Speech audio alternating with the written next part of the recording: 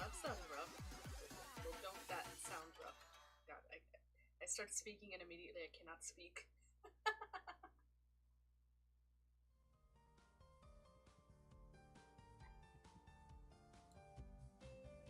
Oh, what? There we go.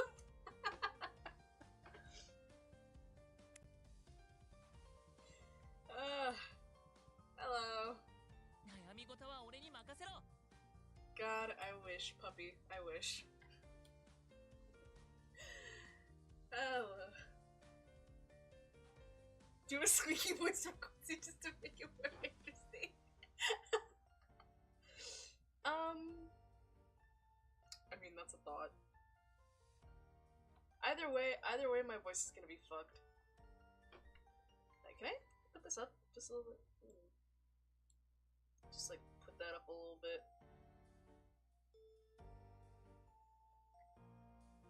Oh no! Wait a minute. See, and here I thought that it wasn't loud enough because it's not showing up on the audio capture.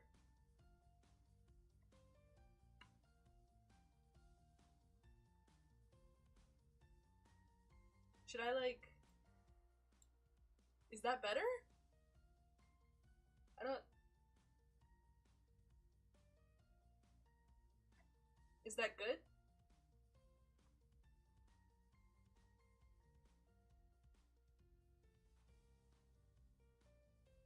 I can't tell on my end, honestly.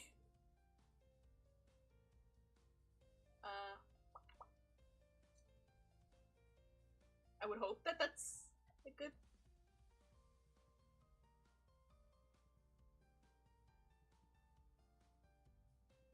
Okay, so... Well, I mean, that...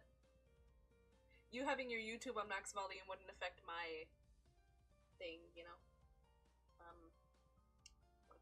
Dang, if I point my head up, this thing does not catch my mouth. Hello? Hello? Ah. I gotta keep my head, like, at, like, a much lower position. Can I... Oh, wait, can I elevate my camera? I might have to recalibrate this. But can I, like, elevate my camera? This is gonna look fucking weird.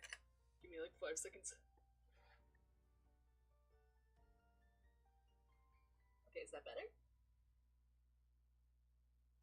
Maybe? Maybe?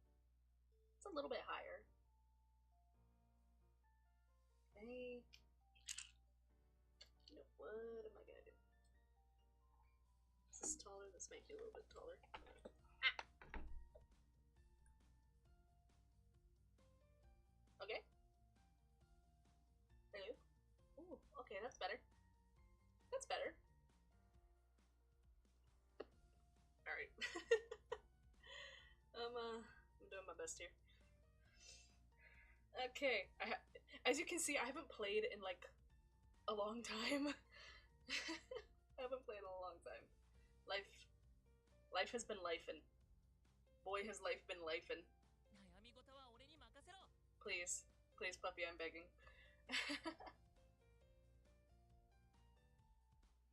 Okay, you know what? I'm gonna switch this then. Is that better? Like, if I do this, is that better? It's not, it's actually not showing up. Hold on.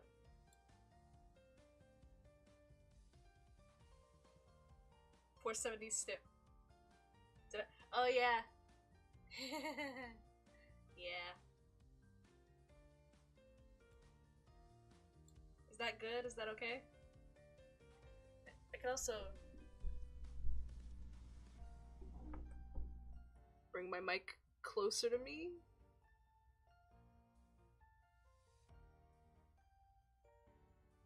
Try and bring my mic closer to me anyway. This is gonna be fun. I think a little bit better. Okay. I mean, I could. I guess. Okay, mic closer is better. That's good. Got it. Got it. Gotcha. As you can see, Proof that I have not played. I haven't unlocked anything. There's 7 days left in the event and I have done nothing. This is so sad. Life, how could you do this to me? Alright, we'll make event teams when I get to the actual thing. So I have no clue what goes on here, so this is gonna be an experience for both of us. We're gonna get a lot of sight reading.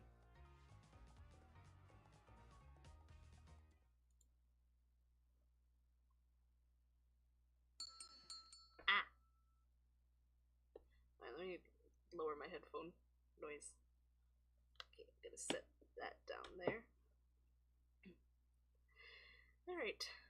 Yippee!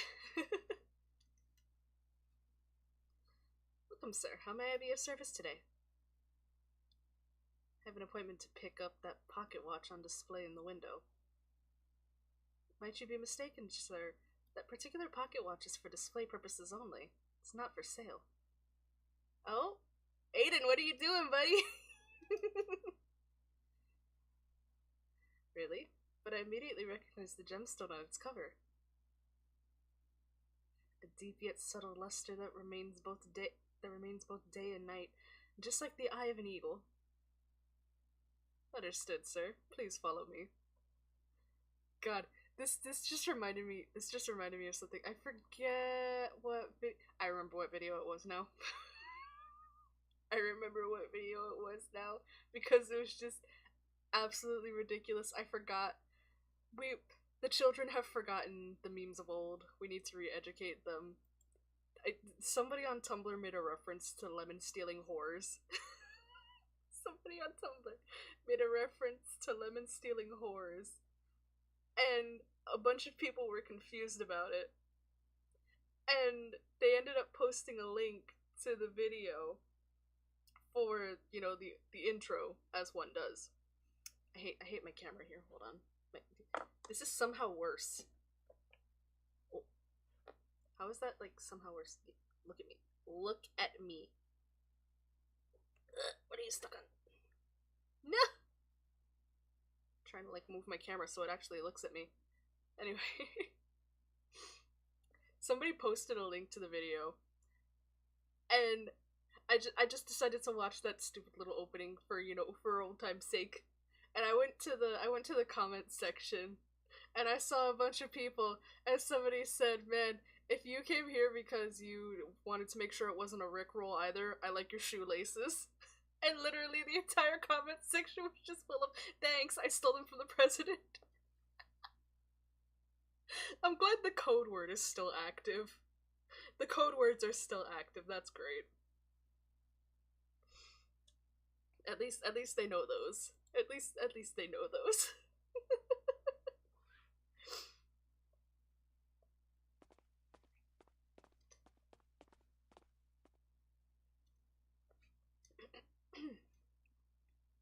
Aiden follows the owner to the rear of the antique shop. There, the owner opens a hidden door and bows politely. It has been quite some time since we've served a customer such as yourself, sir. I wish you all the best. Also, this really is Kingsman. Bro, the Kingsman movies are great. I love Kingsman so much. Space bending magic. Hiding the entrance inside an antique shop of all places. Thank you for gracing us with your presence and keeping your appointment, Grand Sorcerer. A crisp, sonorous voice echoes through the empty room. Listening carefully, Aiden finds the source. A voice transmitter on a nearby table. Voice transmitter. First you send me an invitation full of riddles, and now you won't even show your face? As leader of the Klein Royal Household's top secret organization, Peregrine, my identity naturally is classified. Forgive me, but we are limited to such methods of communication. No need to stand on ceremony. Please, take a seat and help yourself to some red wine. Nice, nice, nice. In the letter you wrote that you needed my help with a mission critical to the safety of Klein. May I presume that your presence here today, Grand Sorcerer, signifies your acceptance of the request? I'm here because your invitation bore the royal family's seal. After asking around, I was able to verify the existence of a top-secret organization named Peregrine. But as to whether I'll accept your request, I'll decide that once I know exactly what it involves. You're a shrewd one, Grand Sorcerer. However, now that you've stepped into the world of Peregrine, there is little room for hesitancy. What do you mean? Ah! No, he's been got! Before Aiden can react, two powerful constriction spells bind his wrist to the chair's armrest. Hello?! Please try to remain calm and listen to the contents of the request. Bitch, how can he remain calm when you fucking tied him up? Put simply, I want you to join Peregrine, undertake special training, and aid us in carrying out the most vital mission. What's what? Ooh, early bondage.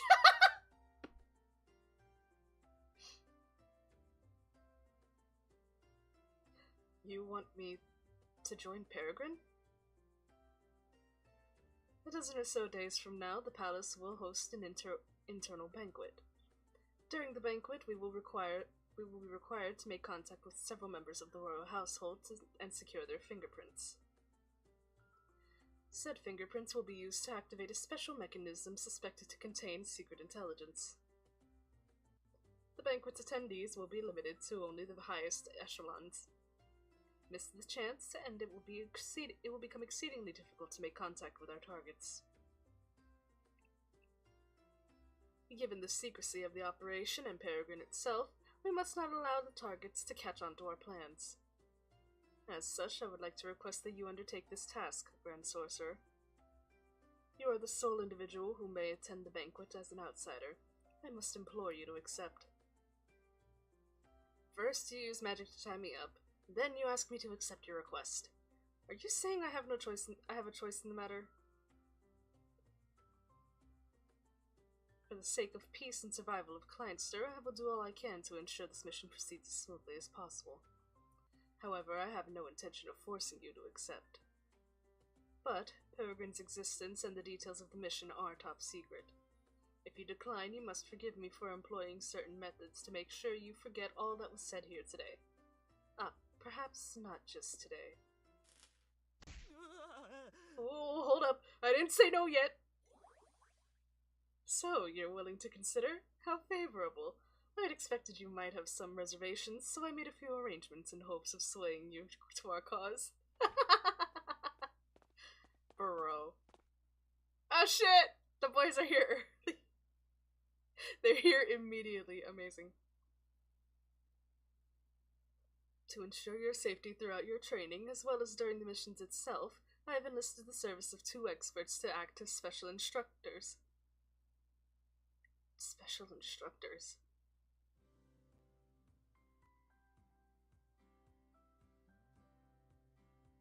I only agreed to this because you said he had already accepted. Oh!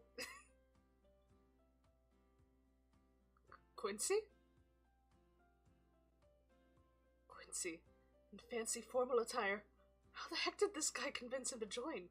Just look at those muscles ready to pop at any moment. Refined yet wild. Yo! Aiden, why are you like this?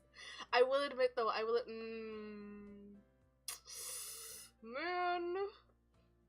Hold on a second, because I mean, just that. Dude! Do you see these? Do you see these? Bro! Oh my god. This is worse than with Riesli. It's worse than with Riesli, and that's like one of my most famous clips.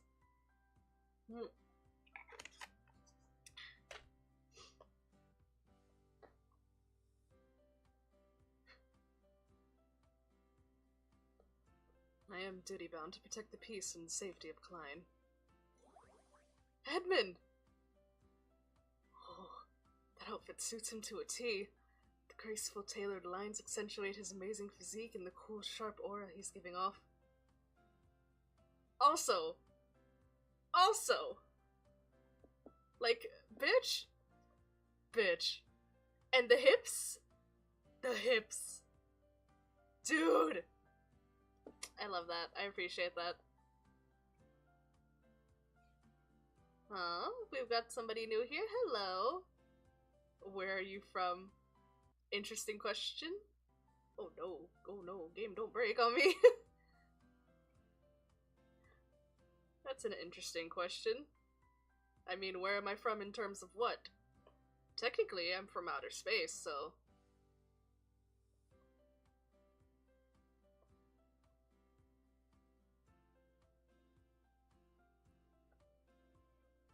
It's impossible to resist. I couldn't look away if I tried. Oh no, what happened? How did we end up here? What? Wait a minute. Now I'm confusion. Okay.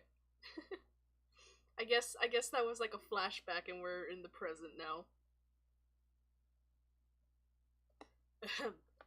Enough has already been said about our outfits. Agreed. They're not important. Jumper! Not important. A good detailed description is what really gets the imaginative juices flowing. You two just about knocked me off my feet. And don't even get me started on Topper. He's so cute! Look at him! He's a happy boy! My boy! Oh my god, my boy.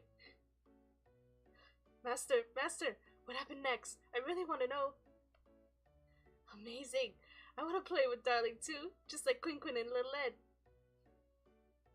We weren't there to play. Why did Peregrine's leader enlist Mr. Quincy and Sir Edmund as special instructors? Could the training truly be dangerous? That's what I want to talk about next. The mission he gave me, it involved more than just infiltrating the banquet and taking fingerprints. Yeah, buddy? Oh, goodness gracious.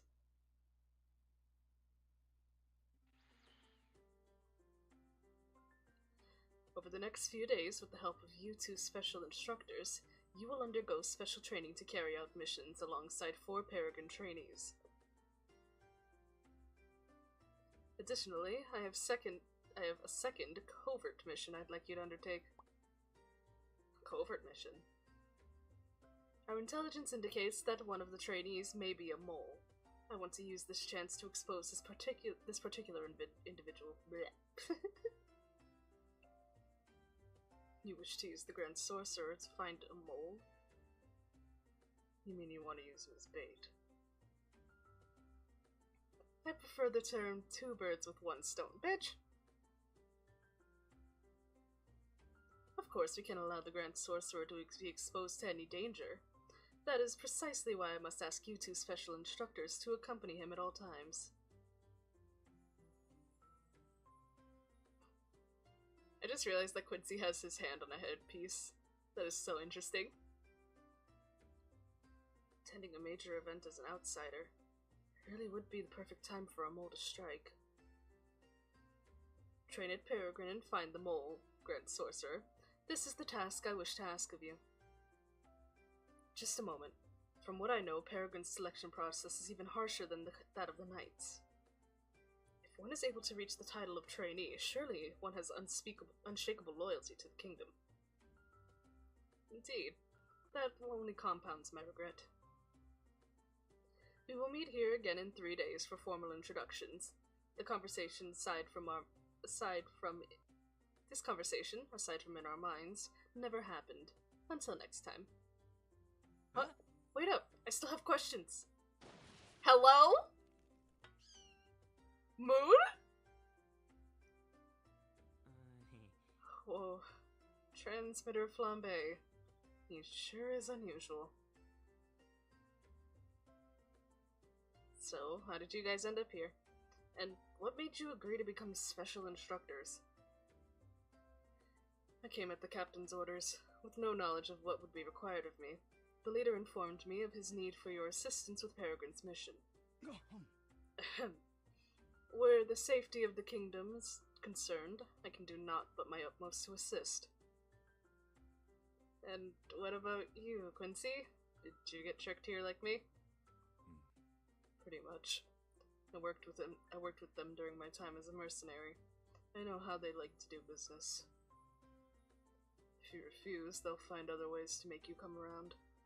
Agreeing from the outset saves time. Oh, Topper is so cute.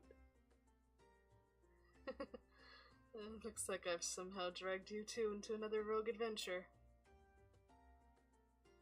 Are you planning to accept?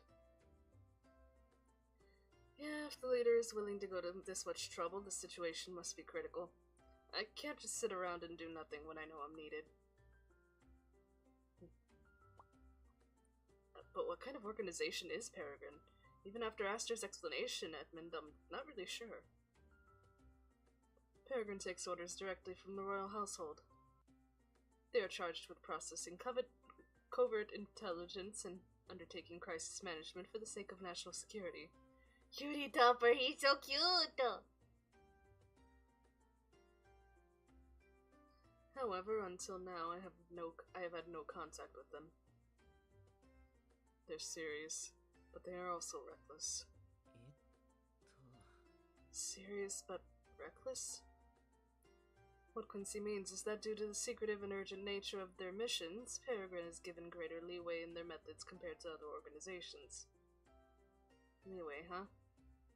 No wonder he decided to seek out our help. If they're asking outsiders for help, this must be something big, and it won't be easy. 3 days later. I couldn't help myself. The fucking SpongeBob thing.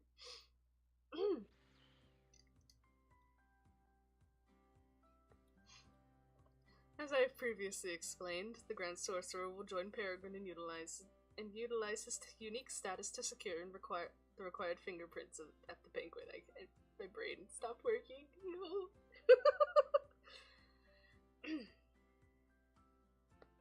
Trainees Rudy, Grim, Pepper, and Susan. You will train alongside the Grand Sorcerer under the tutelage of my 2 special instructors, Sir Edmund and Mr. Quincy.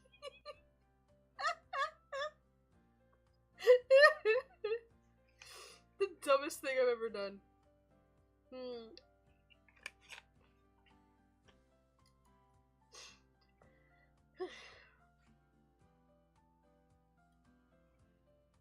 I will not be present. Oh god. This is terrible to be drinking a meal replacement shake while doing this.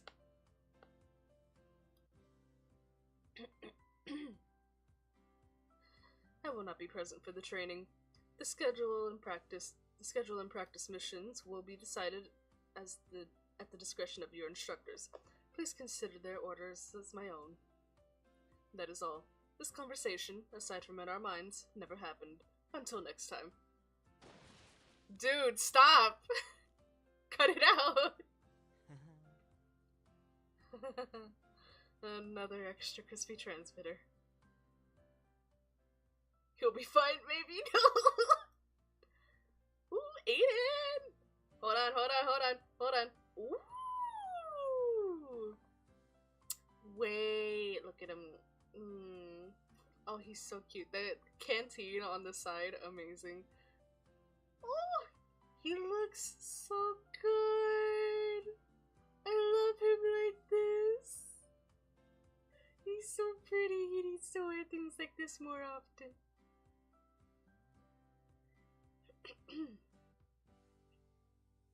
I know I only half-heartedly accepted the mission, but standing here dressed like this, I sure feel out of place. His outfit is so good. What the heck is that tie? Like, the position of it or like the pattern? I wasn't really paying attention to the pattern. Only when the smoke from the voice transmitter has completely dissipated do the trainees begin to talk amongst themselves. Aiden, I know your game, but that time makes no sense. Sir Edmund, could he have met the vice captain of the knights? That's Sir Edmund? Oh yeah. Then where did they find the other instructor?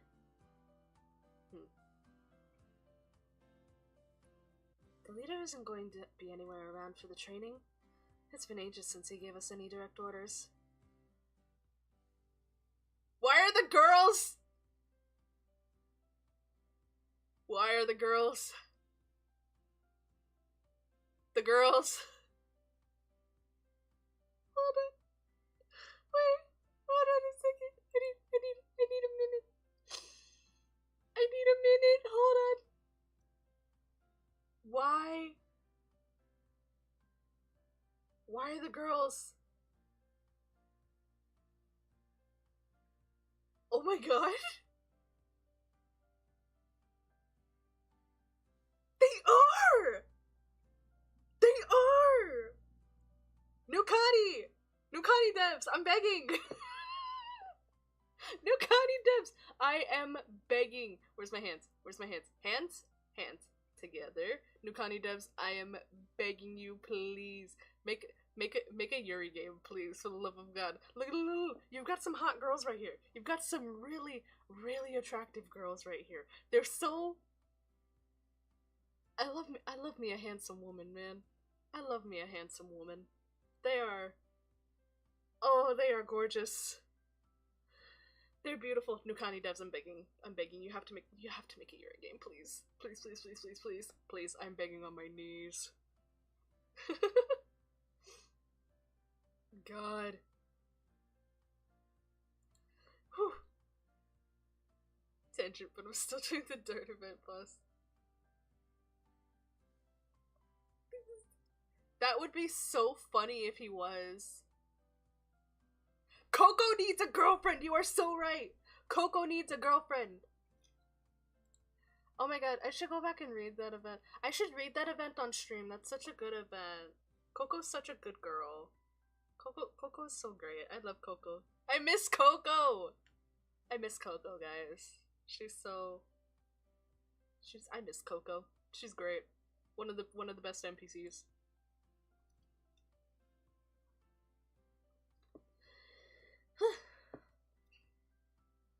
Four trainees, and the mole he wants me to root out is one of them. Grand Sorcerer, sir. Nice to meet you all. You can call me Aiden. Let's give our best. But I can't read. Forget that. I don't know why the leader wants help from outsiders, but I'm excited to see what you unknowns can do. Drop your bags and show us what you're made of. Bingo! Wolf goes straight for the fresh meat. Apologies, Mr. Aiden.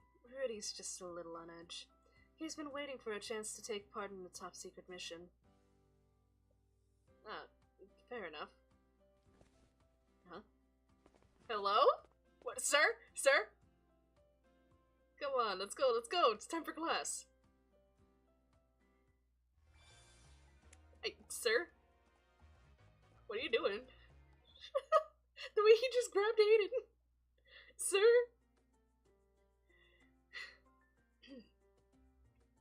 Amidst an air of unease, the training program, led by the two special instructors, officially commences.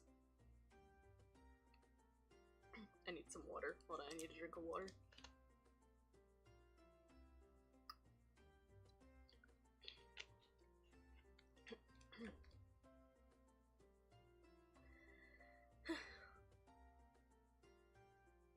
Okay.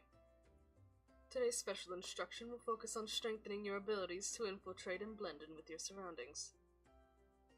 Show me what you've learned, and I will do my utmost to elevate your skills to the next level. Whether noble or commoner, it is essential to familiarize yourself with the characteristic of various social classes. Could not read that for a second. Such knowledge will enable you to adopt various personas and successfully establish contact with your targets. Now, please assume the guise of a gentleman partaking in a leisurely cup of afternoon tea. Put the cutlery in the correct positions and sit up straight without touching the back of the chair. As he brings the teacup to his lips, Aiden feels a sudden gust of air. Whoop! Why'd you swing your sword at me? You dodged too quickly and spilled your tea. Dodged too quickly? Your reaction speed far exceeds that expected of a gentleman. Move in such a way and you will expose yourself as a fraud. That is the key of today's training. Always respond in a way that best suits the situation at hand. Now try to approach me undetected. Approach you? After taking a deep breath and pretending to survey his surroundings, Aiden stumbles forward and grabs Edmund's shoulder. As if startled, the knight's eyes widen. He tilts his teacup and spills the contents.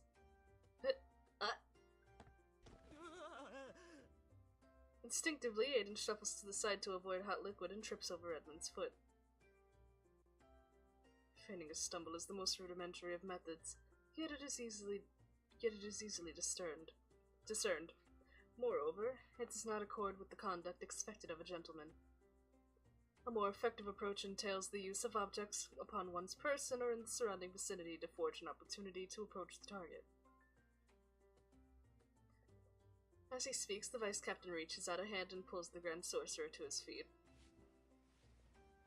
Additionally, one must remember to suppress the impulse to evade or strike back. Jeez, that hurt. I think I learned my lesson, though. Look at me, I'm soaked.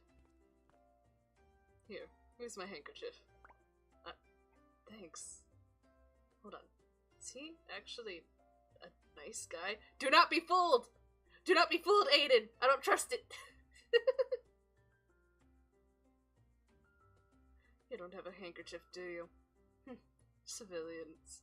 Adept at memorizing rules of etiquette, yet lacking the depth to grasp the fundamental principles.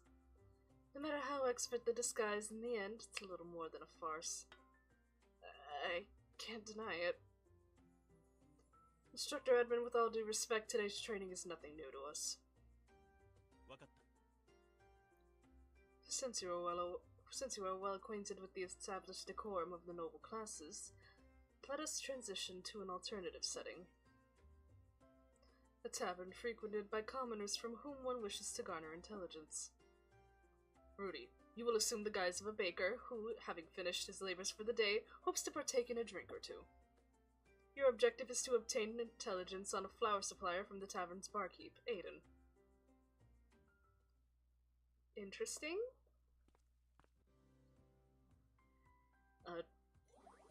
Don't just stand there. Come, take a seat. You're not a regular around here, are you? What's your poison? Give me a tankard of your cheapest ale. Our cheapest ale? Surely after a hard day's work you deserve something a little more special. Allow me to recommend a liquor best suited to your current mood. Aiden makes a show of pushing a non-existent tankard toward the customer, even nudging the man's folded arms. Let me guess. Kneading dough all day is thirsty work. The flour kinda gives you away. You said it. Give me another one. I need to take a load off. That will suffice.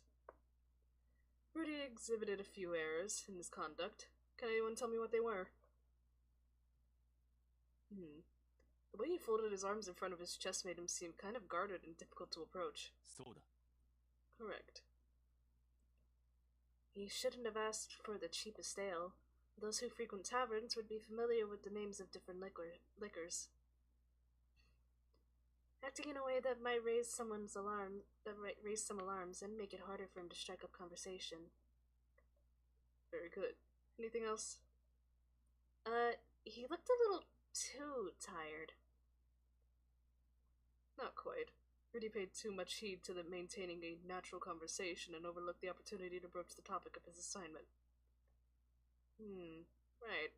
Aggie was super welcoming and tried to guess what he did for a living. I even mentioned the word flower. Compelling disguise must delve beyond superficial appearances, ensuring that the mission is accomplished without exposing one's true nature. Understood. Thank you for your advice, Instructor Edmund. Yeah, that thank you sounded real convincing. Now, let us discuss Ada's performance. Huh? My performance? It was pretty much perfect, right? Indeed. You played the part well. Far too well.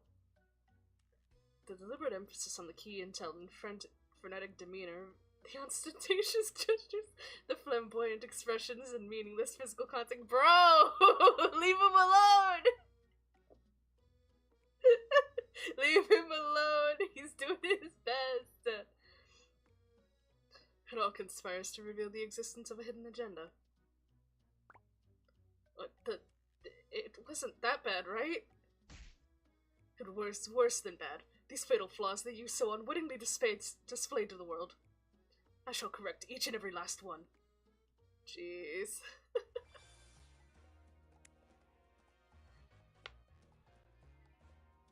Bro, the fucking bullying. So rude. Oh god, I forgot Quincy's here. What the heck is Edmund saying? Edmund's just bullying him for no reason. Here we go. Your next lesson is signal communication. Spread out in pairs and use signals to pass information to your partners. Make sure your signals don't get intercepted by the other teams. Don't get intercepted? But we're all familiar with Peregrine's standard set of signals. Standard signals are easy to decipher. Adding variations allows for better flexibility. Rudy, let's work on that first, okay? I'm with Grim as always. Looks like I'm the odd one out.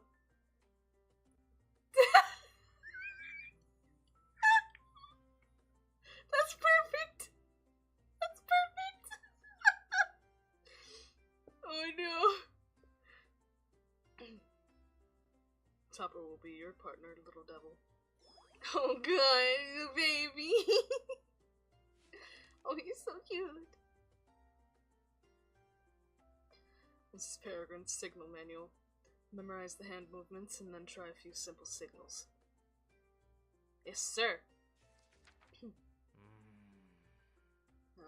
The principle is simple, but memorizing so many signals in such a short time sure isn't. Did you learn all of these signals back in the day, Quincy? Many assignments require the sending of secret messages. It doesn't hurt to have them memorized. Hold on. If all we need to do is send secret messages... Oh no!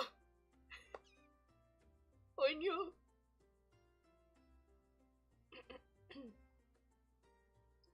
When you make a signal, keep doing whatever else you're doing. Make it look natural. Understood. Under the instructor's watchful gaze, the trainee puts down the teapot and places her hand on the edge of the table. Then, with her other hand, she lifts the lid of a small container and begins to add sugar cubes to her tea.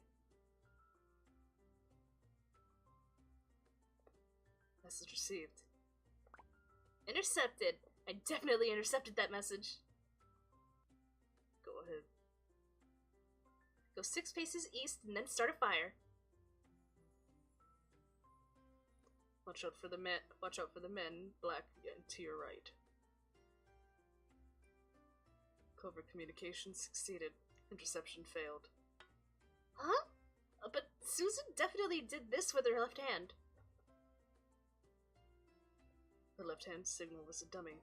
The real signal was the rate at which she was blinking her eyes. Hello?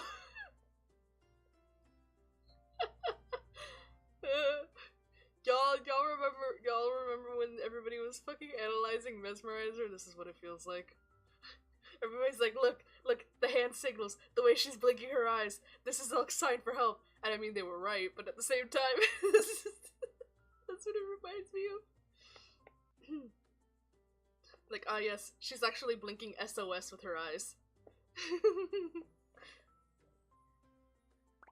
Some Morse code. Gotcha, Pepper. Good work. But you added 6 sugar cubes to your tea. Not everyone is a natural at multitasking. Don't put the cart before the horse. Thank you for your expert guidance.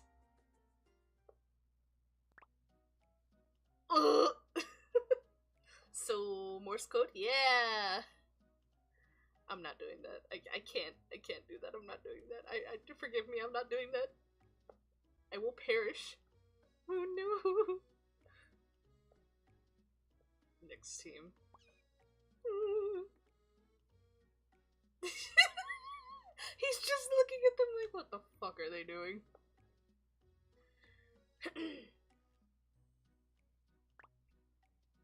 Oh, not the squeaky. Oh, they're speaking.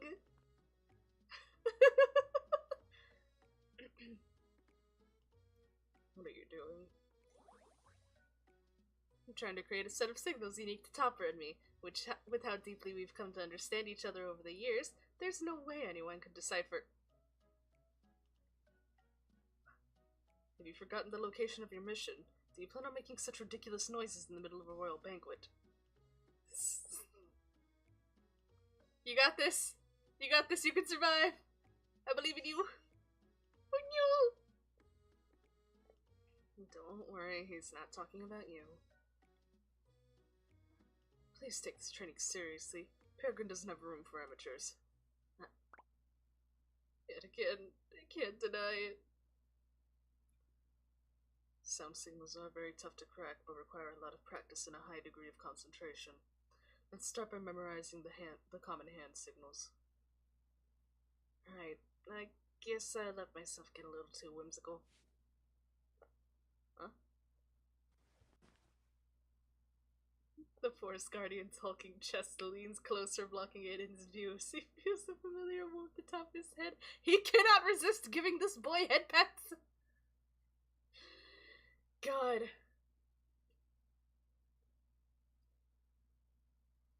This mission was a whimsical one from the start. No need to hurry. First master the basics. You can do it. I hate him. I hate him. I hate him. I hate him. I hate him. Oh god, why was that cute? Fuck you, Quincy. Stop encouraging him. Quincy. Understood. I'll give it my all. Oh, Dubby. The Grand Sorcerer's training, ordered by the Peregrine's leader and administered by 2 special instructors, progresses at an unrelenting pace. Magic trajectory detection and evasion training.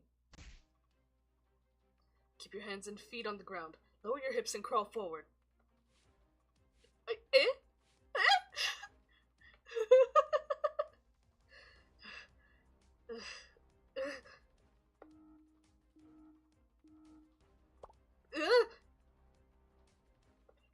Focus. How many times do you plan to activate the warning alarm? Oh, at that minute, on all fours in front of me like this, I couldn't focus if I tried. Bitch! Stop being gay for 5 seconds!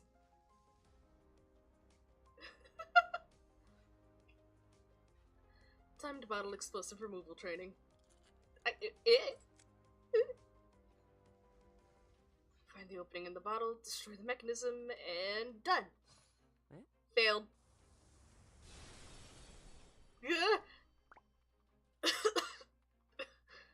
What the? It definitely destroyed the mechanism. Shaking the bottle too much also sets off the explosive. Get on your hands and knees and crawl. Buddy, you gotta stop being gay for like 5 seconds. And look at the ground or something, come on!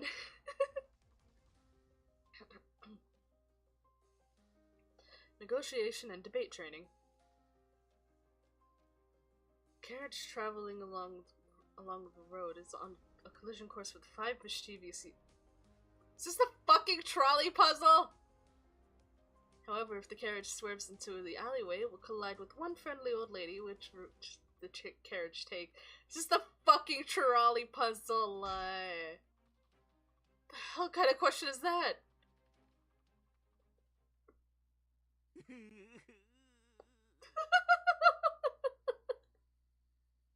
Oh, honey. This Peregrine trading always this intense.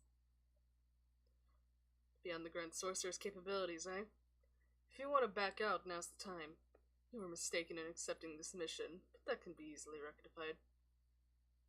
Who said anything about backing out? Rudy, don't speak to Mr. Aiden like that. Are you questioning the leader's judgment?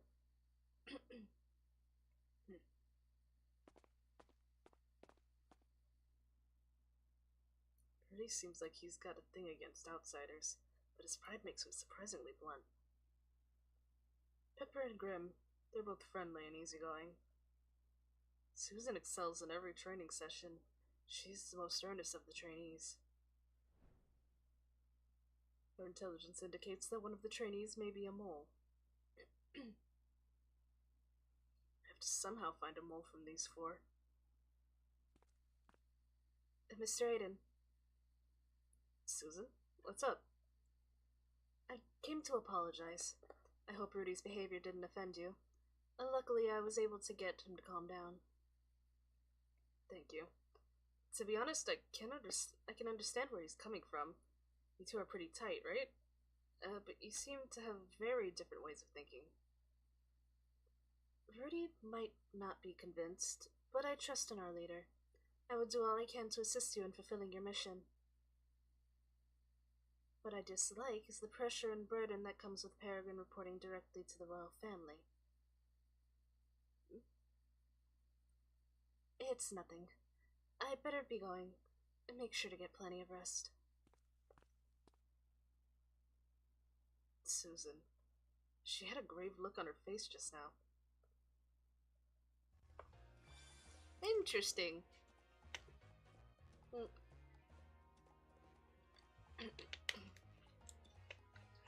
My current theory is that it's all 4. That's my current theory.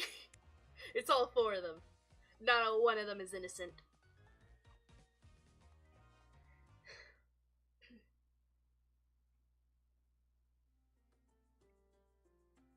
After days of intense training, the trainees congregate in the main hall as they prepare to set out on their first practice mission. Sorry, give me 1 second.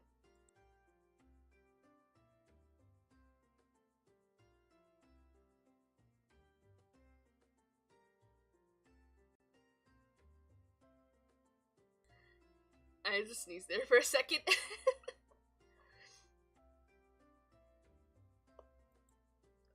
Alright, that's the wrong thing. I mean, all 4 of them are boss fight too. But... Interesting.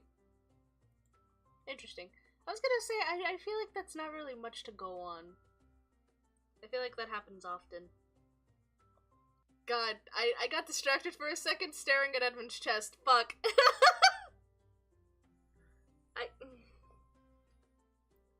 Just the chest to hips ratio, the chest to waist to hips ratio is the chest to hips to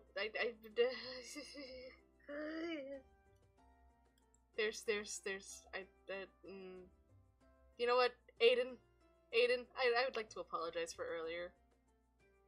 I'd like to apologize for earlier.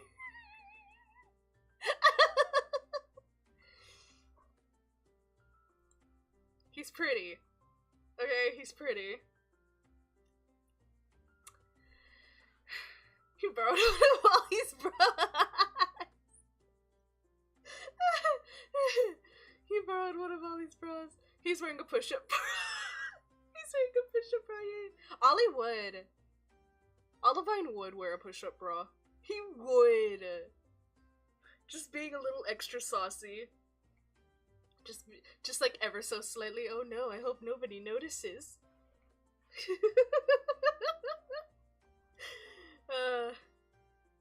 Man, that's great. That's great. You know what? I miss Olivine. When's Olivine coming back? When's the next Ollie event? Let's go.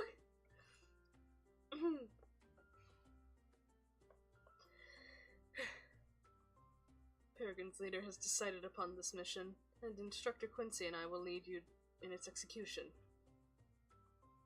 While it may be labeled a practice mission, be sure to approach it with the utmost gravity. It's weird to see him surrounded. We received word from the palace that a piece of secret intelligence has been stolen. The incident is linked to an active black market figure known as... Hello? Old ears. Oh, okay. Alright. Hmm? What is that name? Old ears? Must be a pseudonym. I'm guessing he's either a broker or an informant. Aside from his name, we have one more piece of intel. He is expected to appear at a meeting certain underworld syndicate in the near future. Split up, locate Old Ears, and find out where the intelligence is headed. Then recover or destroy it. That is the objective of this practice mission.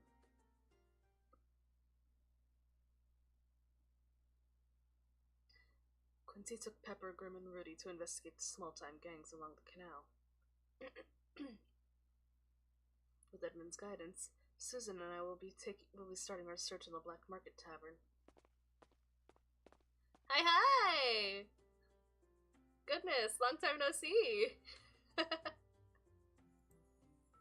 Hi! How are you? I hope you've been well.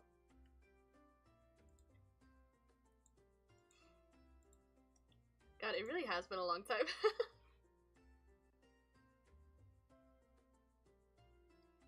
Huh? There's a note on the door. This tavern is reserved for black mud tonight. No other visitors permitted? The guests entering the tavern are all lavishly dressed and wearing matching armbands. Could that symbol be Black Mud's insignia? That's good to hear. I'm glad you're doing good. The meaning of a certain underworld syndicate. It aligns with the intelligence I can't fucking read! The meeting of an underworld syndicate. It aligns with the intelligence. We must find a means of entry. The fact that they have to wear matching armbands probably means the security is pretty lax. If we can get our hands on a few of those armbands, we should be able to blend in with the crowd. I noticed a few Black Mud members conversing in the alleyway we passed earlier. Susan, do you think you can persuade those youngsters to lend us their armbands? Youngsters? Jesus fucking... Edmund! Edmund. I'm gonna say this once. Oh my god. First off, I'm older than you. That shit? Bro, you should not be saying youngsters. I hate this.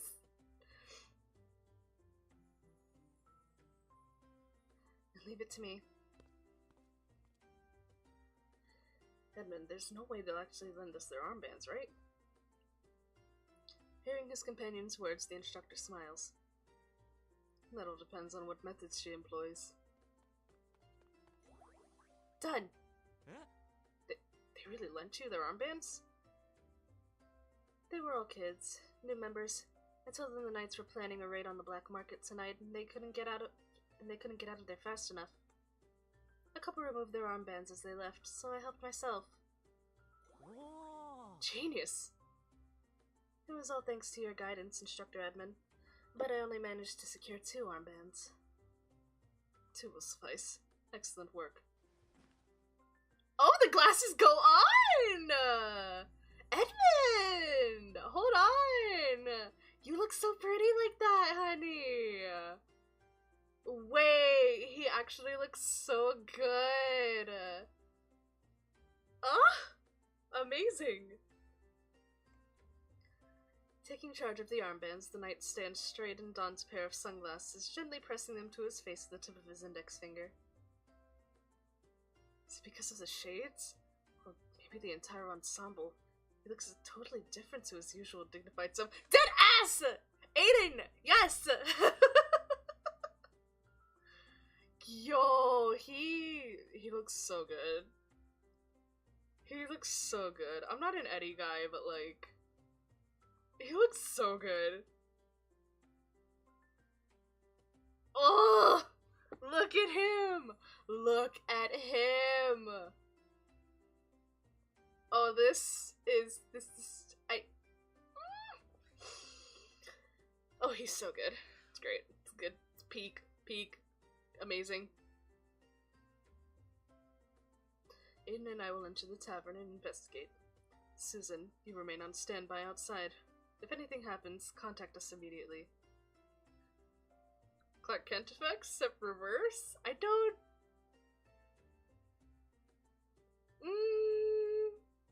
I mean, it's not that he looks different, he just has a different vibe now.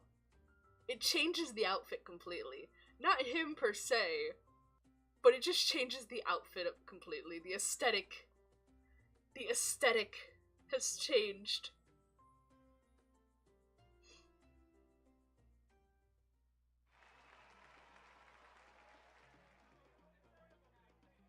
Oh, we've got Solarian music. I see. The atmosphere inside the tavern buzzes with excitement. Finely dressed members of Black Mud, each sporting identical armbands, swap stories over tankards of strong ale.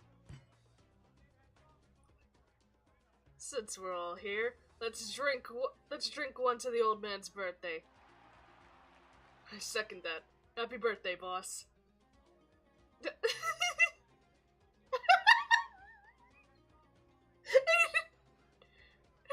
Oh no. Happy birthday, boss, yo! Really? Aiden? You didn't have to stop, honey. The two men weave their way through the crowd to a vacant spot at the bar. The tavern's barkeep soon approaches. Oh no, don't yawn. What'll it be, fellas? Yeah. Nothing. We're here on important business. I give the barkeep the cold shoulder. Shouldn't we be asking around for intel? Huh? Oi.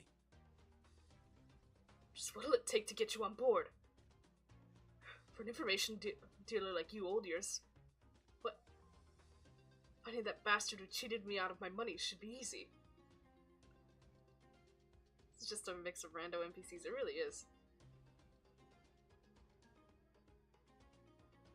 Edmund suddenly grabs his companion by the collar and leans in close, his eyes filled with fury. What? Noticing the curious glint in the barkeep's eyes, Aiden swiftly puts two and two together. Hey, now chill out, would you? I know you're anxious to settle things, but I'm a busy guy. The whole damn black market depends on me, you know? In other words, it's gonna take a lot more than that to get anything out of old ears. A sudden snicker interrupts Aiden's performance. Hey, something funny? Yeah, that lackluster sideshow of yours. What's that supposed to mean? We never intrude in the affairs of our patrons, but impersonating one right under my nose is another matter. Everyone knows when it comes to old ears, a mammoth pair of lugs hidden beneath the hood is what you're after. You mean to say, this guy's a fraud? So you really are looking for old ears, huh? I'm afraid you've come to the wrong place. The word is recently. What? As the two men listen intently, the door to the tavern flies open with a thud, silencing the raucous crowd. Hello? A wall of figures clad head to toe in black stands just beyond the doorway. A man at their head strides into the tavern and slams his foot on one of the tables, sending several tankards of ale flying. Could hardly believe my ears. Do you black mud rats really think you could skulk around here without anyone finding out? Retribution for swooping in on the recent deal. Ooh, on the recent deal of ours. Damn. Retribution for making us take the fall 3 years ago. It's time to pay up. Wait, what? How the hell did we get mixed up in a goddamn gang war?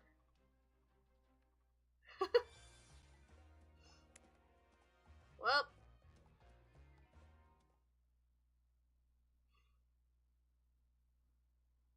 Here we go. Brothers, have at 'em. Tonight we settle the score with these rats. Swaths of club-brandishing hooligans pour into the tavern and attack the armband-wearing members of Black Mud. Not going down without a fight, the Black Mud Toughs counter in turn, jeez. They look so done, they're like, what the fuck, man? The more they fight, the crazier they get. We can't just keep hiding beneath the bar like this. Have you removed your armband? Yeah, but I don't think it's gonna make much difference. Like a pack of rabid dogs. On my count, get to your feet and do exactly as I say. Got it. Aiden holds his breath in anticipation as the knight carefully observes the situation. Oh god. 3, 2, 1. As soon as Aiden rises, Edmund hooks his waist. Aiden can't help but lean into his companion's chest, his feet leaving the ground. Hello? Did Edmund just pick me up? That is amazing! That is amazing! Edmund just scooped him up! Oh my god! That's actually amazing! I love that! Oh my god! Wait. Raise your arms and cover your face. Oh! Edmund dashes through the melee, nimbly dodging oncoming bottles and glasses as he smashes a window with a kick and leaps through. Hello? Edmund? A couple of rats are scurrying away. Go after them. Seriously, we're barely even rats. We're like a harmless field mice. Run. Oh my god. Edmund! Hold on! That's actually kind of hot, though. As their feet touch the ground, the two men hear savage cries followed by footsteps exiting the tavern. Without a second to think, they sprint through the black market's winding alleyways. Shit. Escaping into the alleyways means we're getting further and further from the main roads. I hear them. They're getting nearer. They're pursuing in numbers. I will try to buy some time. You... Come, over here. Aiden grabs Edmund by the arm and pulls him into a narrow alleyway, filled with the wooden crates. Aiden, beyond here lies a dead end. If they pursue us, just do as I say. Take off your clothes and come close. Hello? What? Edmund's coat falls to the floor as the sound of heavy footsteps fills the air. Not good. Edmund grabs Aiden's shoulders, presses him against the wall, and obscures him with a shadow. Ooh! Edmund. Over your head. Don't speak.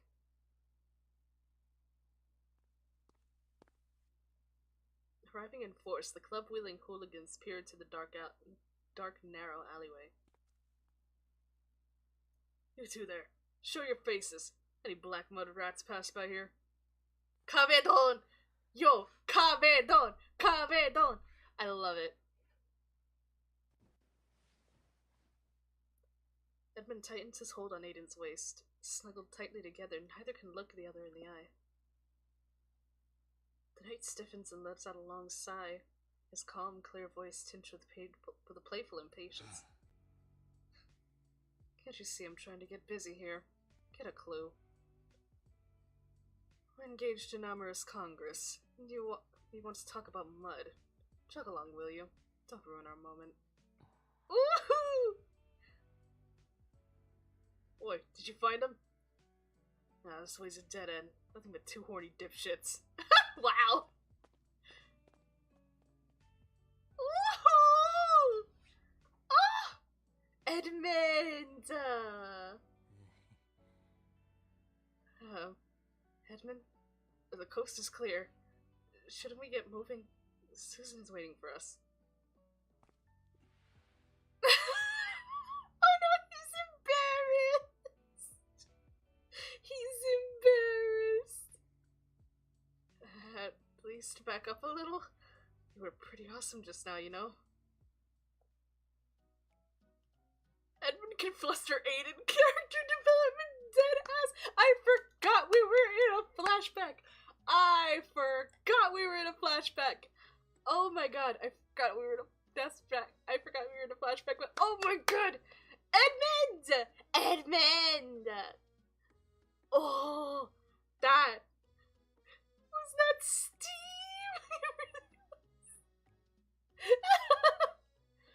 Oh my god! Edmund!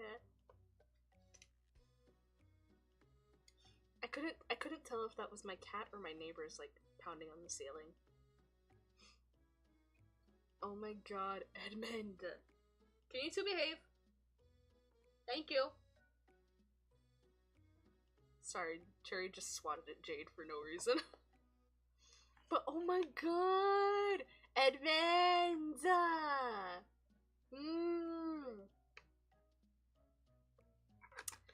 We need that to happen more. We need that to happen more. We need that to happen more. Every single bottom. We need that to happen for every single bottom. They I mean, Ollie does it all the time. Ollie fucking drives Aiden crazy, goddammit. Pero like the others, Ray could probably get there too. Ray probably. Yeah, no, Ray fucks with them too. Anyway, we just need Oopie. We just need Oopie now, you know. We just need Oopie now. Anyway, I feel like it should just happen just a lot more often, you know. I feel like it should happen just a lot more often, and Aiden should also do that with the tops, cause you know, it's only fair. It's only fair. God, that was like I said, I'm not an Edmund guy, but at the same time, that was good. I know this man is dying right now. Oh my god, my phone is lagging so bad. Shit. Oh, it's so laggy. It's actually lagging on the computer. Hold on, maybe I should like close my other windows and stuff.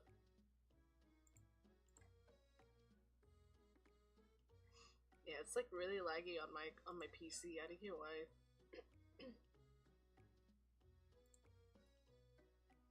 Oh shit. Right. Let's see. Without your quick thinking, I doubt we'd made it out of there alive. What was it you said? We're engaged in amorous congress? Never heard you talk like that. You were like a totally different person. I could hardly catch my breath. Amorous congress.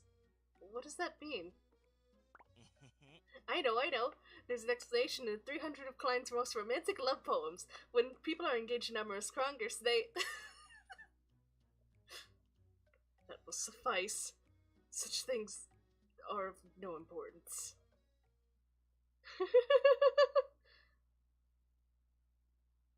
Oopie! I know, Oopie! I love that he's just appearing here for no reason. What happened next? Did you reconvene with your teammate? And what were the results of your investigation? The brawl ended up spilling out into the streets and the Knights got involved. The whole place was a mess. We didn't see Susan again until we got back to Peregrine. Oh god, hold on, I'm gonna sneeze again, hold on.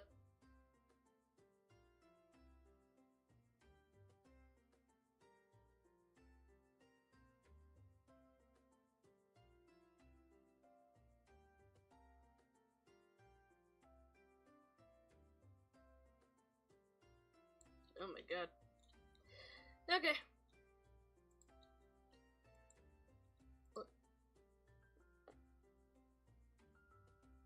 Oh my we can say for certain is that our investigation yielded absolutely nothing of value. Thankfully, the leader decreed that we would split into two. Thankfully, the leader decreed that we split into two teams. Wait, hello? Was that correct? Did I read that right? Did I read any of that right? It was all my fault for failing to warn you of the possible danger. Please accept my apology. What happened?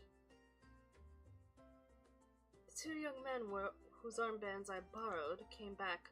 I was worried you might be exposed, so I subdued them and removed them from the vicinity. You need not apologize. You made a reasonable call. Don't feel so down, Susan. We completed the assignment on our side. You found Old Ears? Awesome. How did you do it?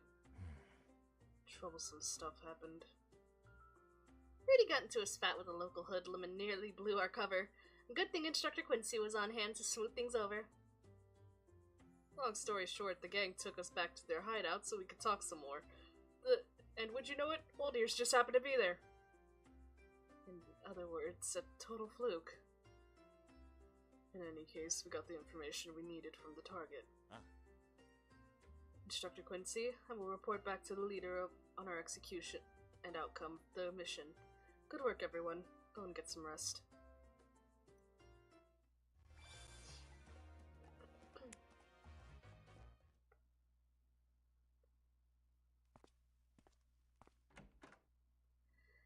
After being dismissed, Aiden seizes the opportunity to discreetly slip away from the rest of the area and return to the archive.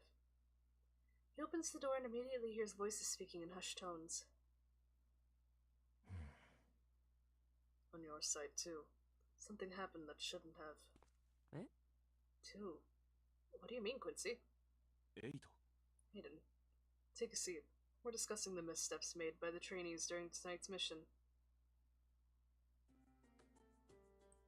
Missteps. Wait, are you talking about Susan? She did provide a reasonable explanation. We're looking for a mole, so it makes sense to be suspicious. From a skeptical point of view, Susan had ample time to alert assailants after Aiden and I entered the tavern, and then bide her time as we came under attack. Having a hard time imagining Susan doing something like that, but what I dislike is the pressure and burden that comes with Peregrine reporting directly to the royal family. Quincy, what happened with Rudy? He started a scuffle by the canal.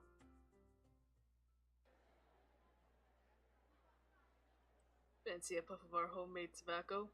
Buy a pouch or two, and I might just think about answering some questions of yours. Alright, give me some. Hold on. You can't just spit it straight out. You gotta let the flavor sink in. Don't hold it in, it does nothing! Don't hold it in, it does nothing!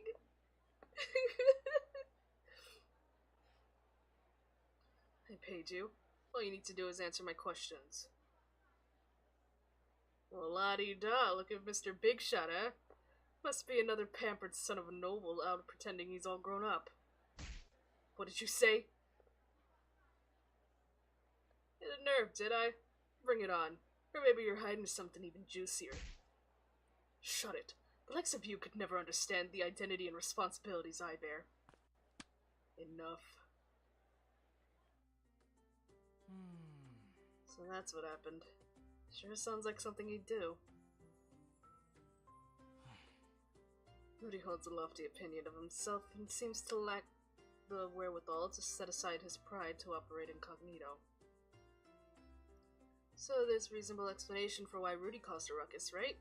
What's more, it was precisely because of that that you guys completed the assignment.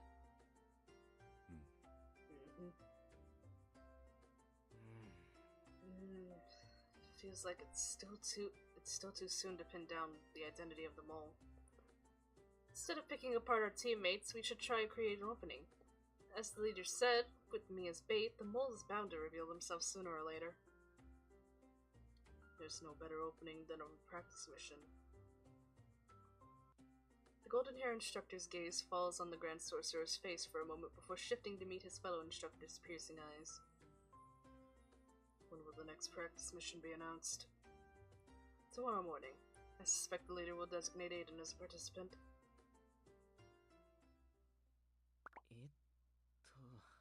You two. Why are you looking at me like that? Oh, when they say as a participant. Oh god. Here we go. Fasten this side, and then fold it like this. Little devil, you're still up? Quincy, I should be the one asking that. What are you doing up so late? I adjust my schedule when it's necessary to stay awake. Oh. Did I wake you with all the noise I've been making? My bad. I'm almost finished. Finished. The Forest Guardian moves closer to survey the intricately fashioned object made of a rope, buckle, metal claw, and other assorted materials. What are you making? This? Back in Black Market, Edmund and I got cornered in a dead-end alleyway. And I thought to myself, if only we had some kind of hook that would let us jump the wall and escape. Bitch! You're... You're so dumb! I love you! You have the stupid! I love you so much, buddy.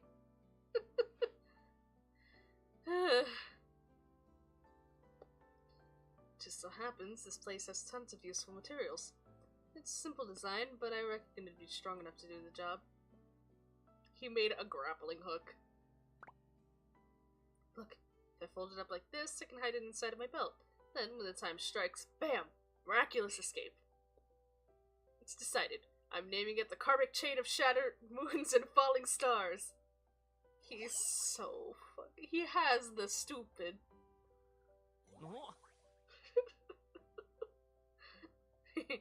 I knew you'd love it, Topper. He has the stupid! I love him, but he has the stupid... He made a grappling hook. He made a grappling hook and named it the Karmic Chain of Shattered Moons and Falling Stars. He has the stupid... Oh, I love him so much. He's so dumb. His two brain cells like click together for an invention every once in a while and then for nothing else. God. You ran into a dangerous situation in the black market. But you seem happy somehow. He's so dumb! I love him! Quincy. Aiden glances up and notices the circles around his companion's eyes. Their deep hue resulting from a recent lack of sleep lends a tinge of exhaustion and worry to the Forest Guardian's serious expression. He always looks like that! He always looks like that! Oh my god. I understand what you're trying to say. I'll be extra careful from now on. But I won't deny that I'm feeling upbeat. If I've got to do something, you can bet I'm gonna do it with a smile on my face. Besides, with such a dependable instructor by my side, what else can I do? What else can I do but study hard and strut my stuff? Strut your stuff? You heard me. My Karmic Chain of Shattered Moons and Falling Stars perfectly displays both my practical experience and personal expertise, and the fact that you have the stupid. Just you wait until you see it in action.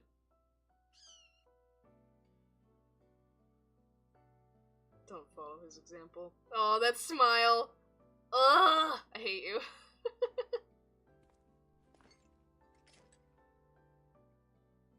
With a sigh, the Forest Guardian takes the hook, weighs it in his huge palm, and inspects the overall structure. The Chinese thing. Yeah, deadass. There are some adjustments you can make. Use movable parts and add a metal ring to the joint. That way the hook will grip tighter, and you'll have a wider range of trajectory. Thanks, Quincy. I'll do just that. Okay, first movable claws. Ah, I found them. That actually looks badass. What the fuck? It's not supposed to look cool. It's not supposed to look good. God, I hate him. I hate him.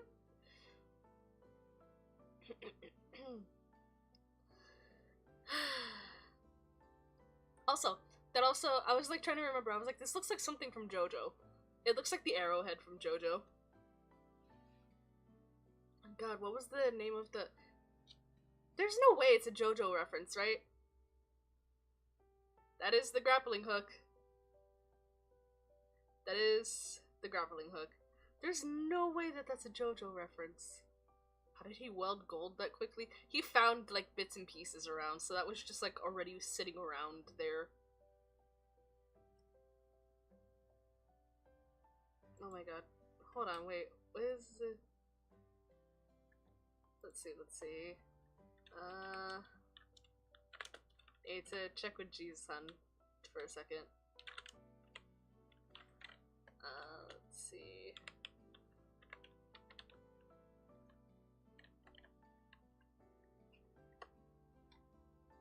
God, it does look like the Requiem arrow. Hold on. That's exactly what it is! That's exactly what it fucking is! Oh my god, that's exactly what it is. This is the fucking Requiem arrow. Hold on. Wait. Oh my god, hold on, wait. Can I, like... I wanna, like, save a picture of it. Oh my god.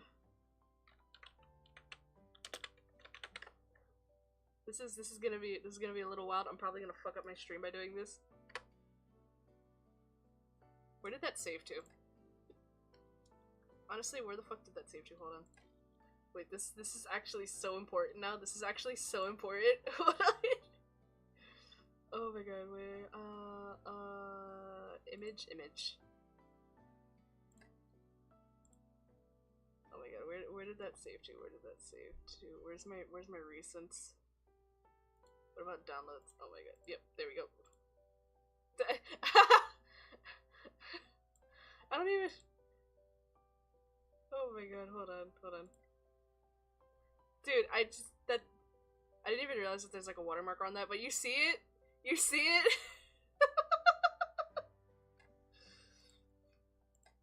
Oh my god. That is exactly what that fucking looks like. I didn't realize that has like a watermark on it. Yeah! That's what that looks like.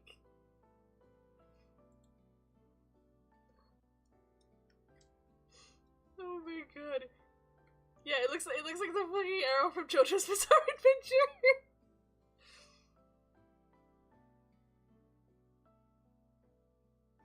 The hook is too shallow and curves instead. Oh my god. Dead ass. Oh my god. The hook ain't secured anything as an AOT cosplayer. That's amazing.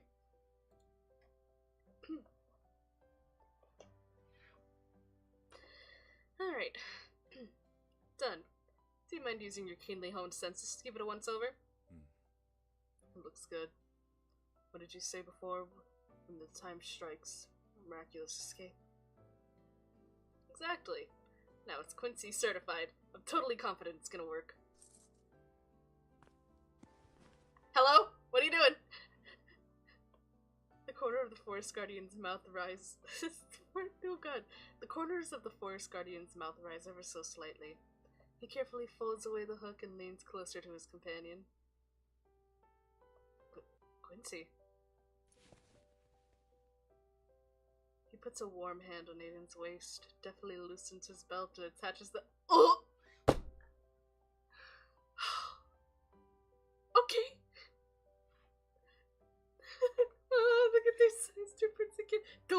Don't mention it. I will go feral. Oh my god. In that case, make sure to keep it with you.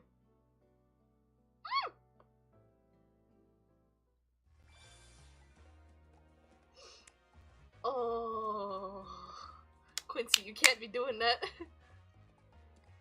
Where's your aura and Riz? Usually you're the ones flustering and flirting with your harem. Deadass.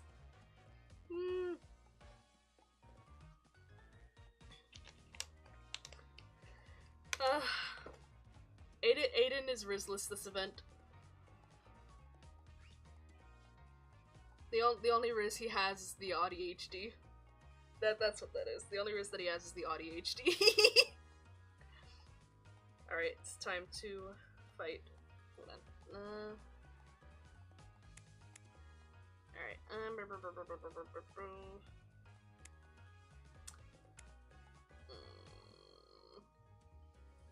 Okay, so it's gonna be those guys. Alright. You.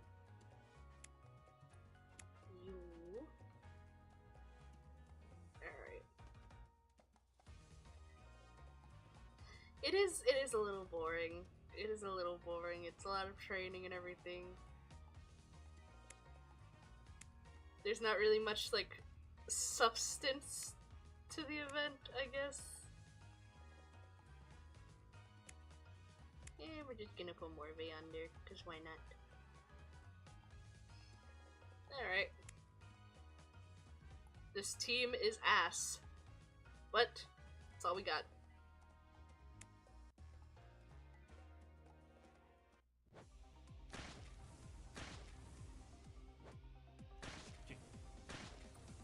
Yeah, there's not much substance to this event. Wait, that got really loud. Why the fuck did it get like really loud all of a sudden?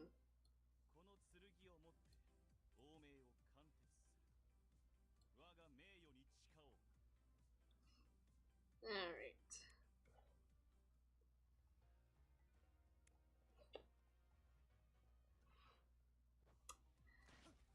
But yeah, that's a lot of training. There's not much action going on. It's mostly just the boys.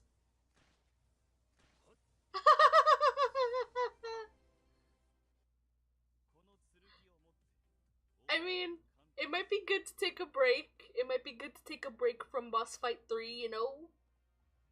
Might be good to take a break.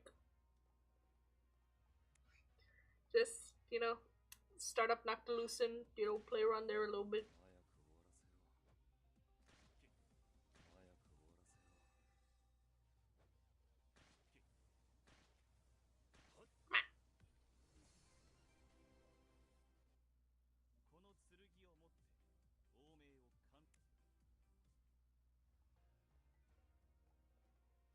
Ooh, that's nice. I have to get back into Noctilucent. I like played for like a week and then I forgot to. Well, it's not that I forgot to re-download it. It's just my brain. Like, listen, you can only have one thing at a time. Okay, you can have one thing at a time. You can't do multiple. So you know, but I should really get back to Noctilucent.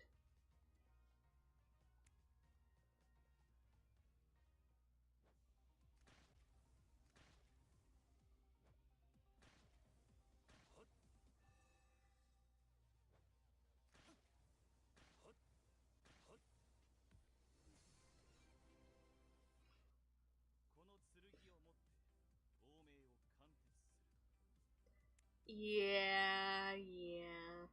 I want to try. I want to try and juggle 2 gacha games, you know? Because I will remain F2P, you know, I will remain F2P. I am F2P for the most part, unless there's like something I really want, you know?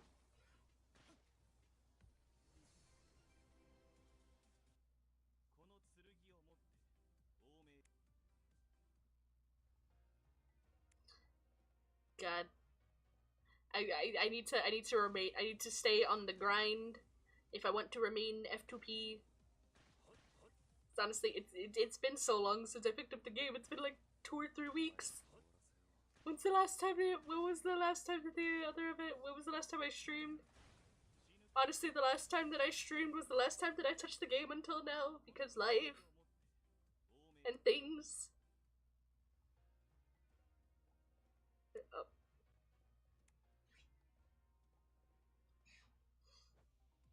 I wanna try and juggle 2 gacha games. I should try and juggle 2 gacha games for my mental health. That'll make me feel better.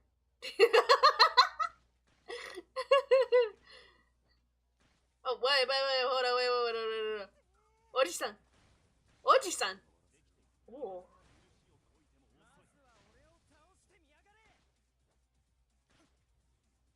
Oji-san! I saw him! That was an Oji-san.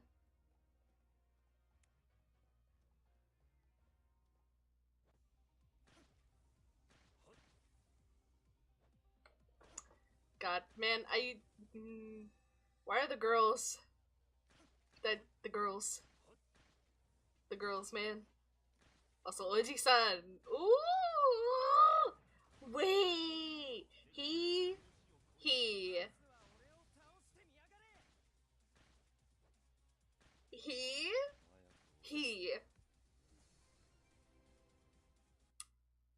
When are we gonna meet him? When are we gonna meet him? The old guy is the dumbass of trying to beat a plus metal theory. I believe in you. I believe in you. Whoop whoop. I believe in you. God, my arm really broke there. Holy shit.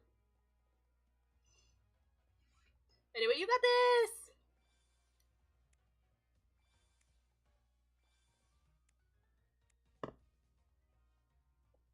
God, I have so much to make up for. I've got 2 weeks worth of shit that I do on this. He's also he's called Duke, but I'm pretty sure we already have an MP. How many Dukes do we have? How many Dukes do we have? Apparently the boss fight. Okay, wait, so do they mean like an actual Duke or like his name is Duke? Because we have Duke Vlad, we have Duke, and then this guy is also Duke. He's Duke, you're Duke, I'm Duke. Is there any other Duke I should know about?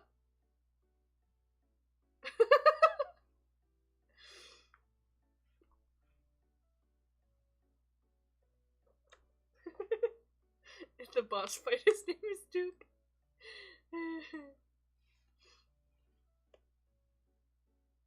God.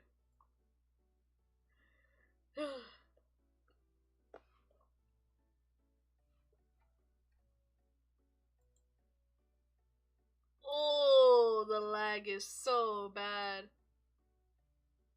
Oh my fucking god. Wait, okay, it looks fine on my screen. Oh, but when I'm viewing it through the viewer, it looks so fucked. Wait, why is it like fucking with it like that? Hello?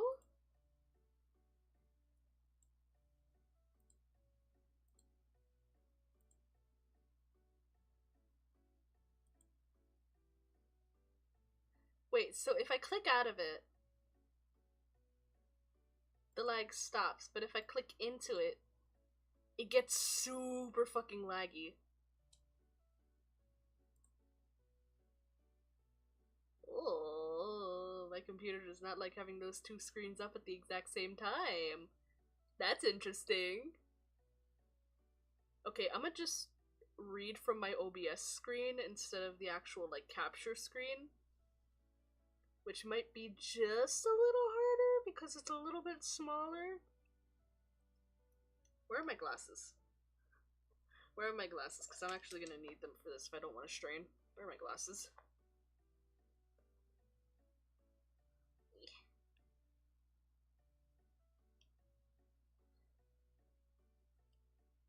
I mean, it looks fine, right? Like, as long as I don't click into the screen, then it looks fine. God, I forget how crisp and clear everything gets when I wear my glasses.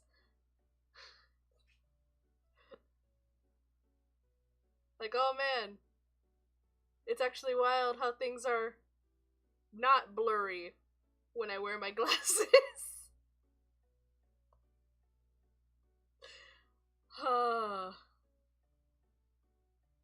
Okay, that's good. So I'll just read from my OBS screen instead of my capture screen. But Jesus Christ. I should really remember to wear my glasses. That would be good. That would be good for me if I could remember to wear my glasses. Things will not be as blurry if I wear my glasses. Maybe that's why I have trouble reading. Maybe that's why I have trouble reading. Possibly. Who knows? Having made it through one near-fatal mission, the very next day they go and announce another. Instructor Quincy, how about you regale everyone with the details? We went to the luxury inn where the target was staying and destroyed the leaked intelligence. What if I can I make this bigger? Can I pop this out? I don't think we can pop this out. It is so tiny for me. It is so tiny on my screen. I think I'm gonna... Yeah, pull chat out of the... Nope, no, chat. Chat, stay there. Okay, I'm gonna pull chat out of the window. So that way I have a bigger section. Okay, that's better.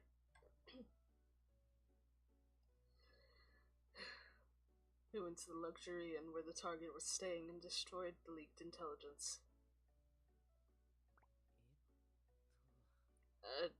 Can't you be a little more specific?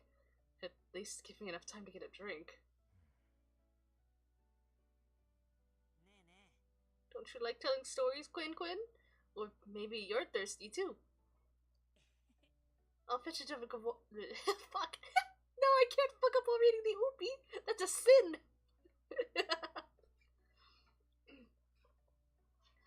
I'll fetch the jug of water. Then we can listen to Quincy's story. That's not... I'm curious to know more about the intelligence leaked by Old Ears. Was it related to your next assignment? Oh, Yakumo is so invested. Oh no! Bully him. Bully him. A batch of ancient documents, including a map of a secret passageway into the palace, was with Old Ear's help sold to an antique dealer. Our task was to find and destroy the documents before the dealer left Klein.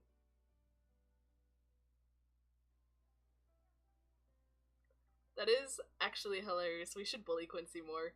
We should 100% bully Quincy more. Teary music plays in the inn's entrance hall as small groups of nobles and travelers engage in leisurely afternoon conversation over a glass of wine, or glass or two of wine. Fuck me. The man beside the sofa talking to the waiter. That's the antique dealer.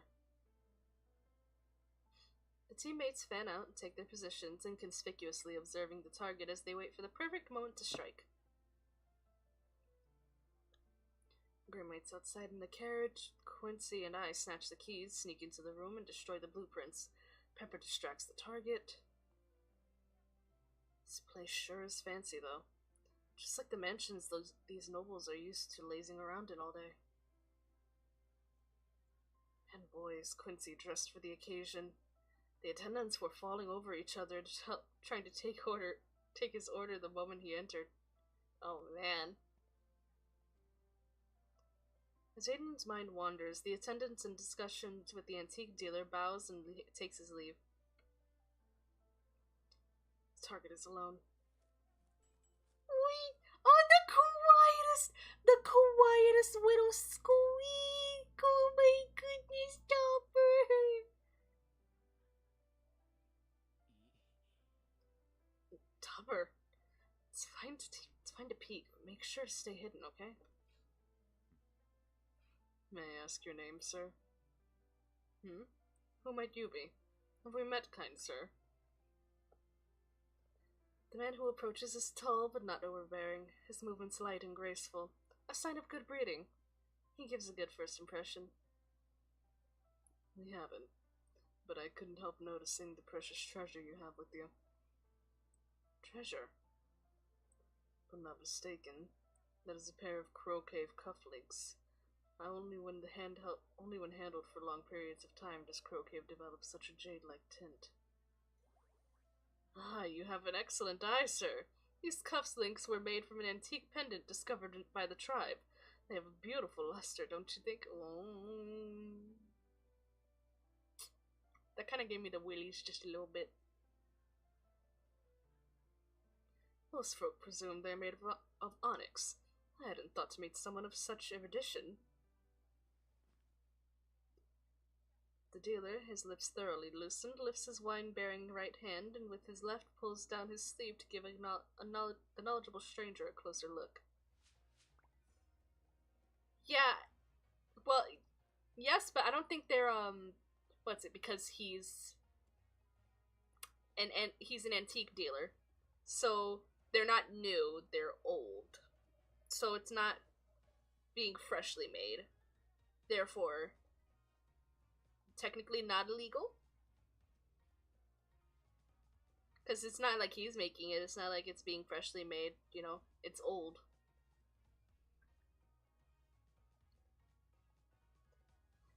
His pockets are exposed. Now! The pair rushes toward the scene from their respective positions. One pushes a cart, head bowed, while the other looks this way and that, pretending nothing is going on. Seemingly by accident, they collide behind the dealer and tumble towards the target. Huh? Watch out. Quincy reaches out to steady the staggering dealer to stop him from falling and gets splashed with red wine for his troubles. The lady, having collided with the dining cart, isn't so lucky. She loses her balance and falls to the floor, deftly tapping the bottom of the dealer's pocket as she drops. Oh god. Dumper! Dumper! He's doing so good. A flash of white dashes through the air and snatches the keys that leapt from the pocket before it hits the ground. Oh goodness. Just as swiftly, it returns to the breadbasket beneath the dining cart. Planned to perfection, neither the dealer nor the guests have any inkling that something might be amiss. Awesome work, Pepper. You demand. Okay. You demand, Topper. Please forgive my clumsiness, miss. Are you okay? Oh no, sir. Your outfit's been stained with red wine. That hurts. I'm fine. It's my fault for not paying attention. Could I ask this elegantly dressed gentleman to give me a hand? But of course. Please take my hand, miss. The dealer stoops and takes the elegantly extended hand. The lady's raised eyes filling with gratitude. Oh goodness. Wine stains must be dealt with quickly. Please, follow me. I'll have your clothes cleaned as quickly as humanly possible. Please accept my humblest apologies. Fine. The tall gentleman suppresses his displeasure and pulls at his wine-stained collar as he turns to bid farewell to the dealer. I do hope we meet again. I'm curious to see more of your collection. Don't worry, sir. I'm extremely adept at removing wine stains. I'll have your jacket back to you spick and span in just a few clicks. And if possible, I appreciate if you didn't mention this incident to the foreman. You have my utmost gratitude, kind sir. I do hope my lack of awareness didn't cause you too much alarm. Don't be silly. It's but an honor to aid a lady in distress. Are you sure you're okay? I still feel somewhat startled. Perhaps a glass of white wine might settle my nerves. Did I hear that gentleman say something about a collection? The lady takes the dealer's arms and quietly leads him to the bar in the corner of the room. Meanwhile, the gentleman and the attendant and the mysterious breadbasket thief distance themselves from the crowd to make haste to the stairs. Hilarious. Oh my gosh, my hair. Susan's hot. Pepper is hot. Susan's hot. We haven't seen Susan in a while. What is Susan up to?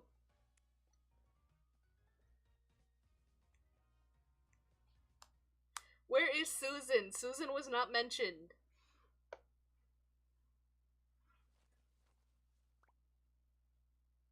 Here it is. Destroyed and returned the other documents. Whew, did it.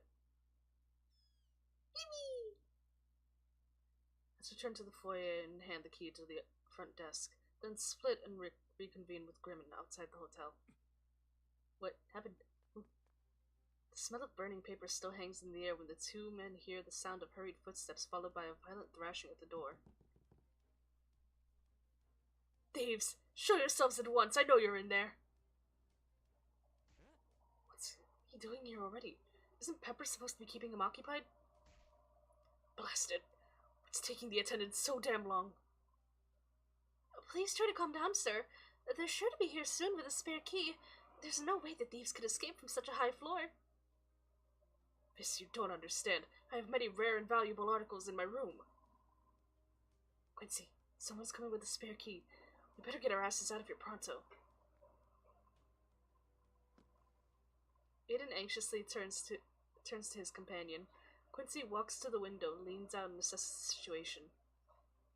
You want to escape through the window? Lend me your hook. You have it with you, right? Uh-huh. Who knew we'd need the karmic chain of shattered wounds and falling stars so soon? Shut the fuck up, I hate you so much! He has the stupid! Use the hook to slide across the balcony in the opposite building.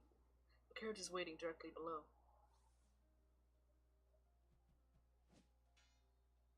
The golden-haired man injects his essence into the hook and hurls it toward the opposing building. With the hook in place, he pulls the rope tight and tries it around a drapery pin.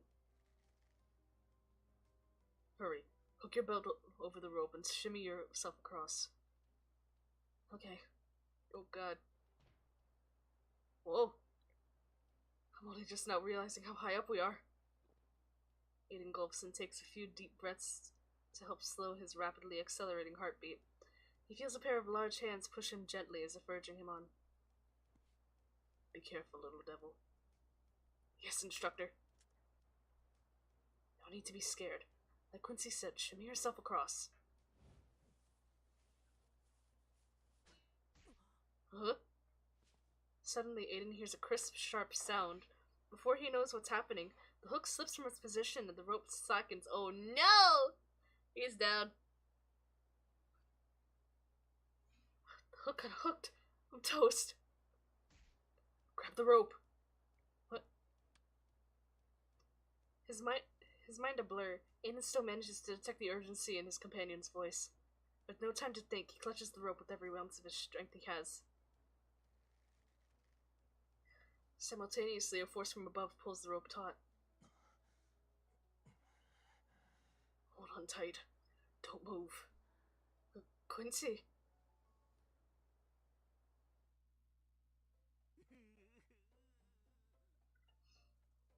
With one hand gripped to the window-sill, Quincy pulled me to safety. Without his super fast reactions and incredible strength, I'd be flatter than a pancake. Oh no! Master almost became a pancake? Not the owl. Oh, how dangerous. Thank goodness for your quick thinking and unparalleled physical prowess, Mr. Quincy. Don't scare them. The reality may not have been as exaggerated as the Grand Sorcerer is making it out, but the circumstances were indeed chaotic. What next? What next? What happened to Quinn and Darling? Just as Quincy exited through the window, the dealer and the attendants entered the room. Thankfully, they were so busy searching through his stuff they failed to notice two guys hanging around just outside. Oh, his face! Oh my god, he looks so fucking depressed. I could see the veins bulging on Quincy's arms, the sweat dripping from his flesh. I didn't care to make a sound. Alright. Hold on, my face like itches. I need to like push my hair back. Hold on, everything's in my face. Ooh.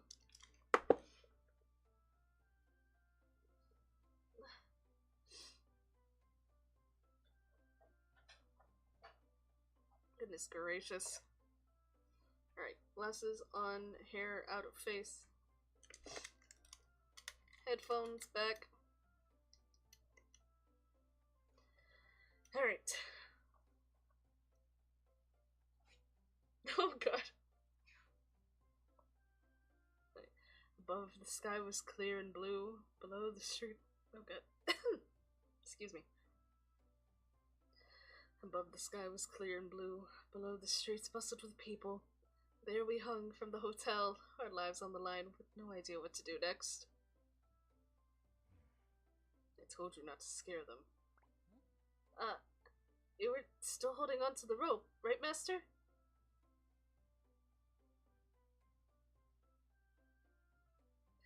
It looked like you were dancing at first. Really? By slowly shimmying down to the ground, you should have been able to convene with your teammate in the carriage. Well, hello there, welcome! Welcome to the stream.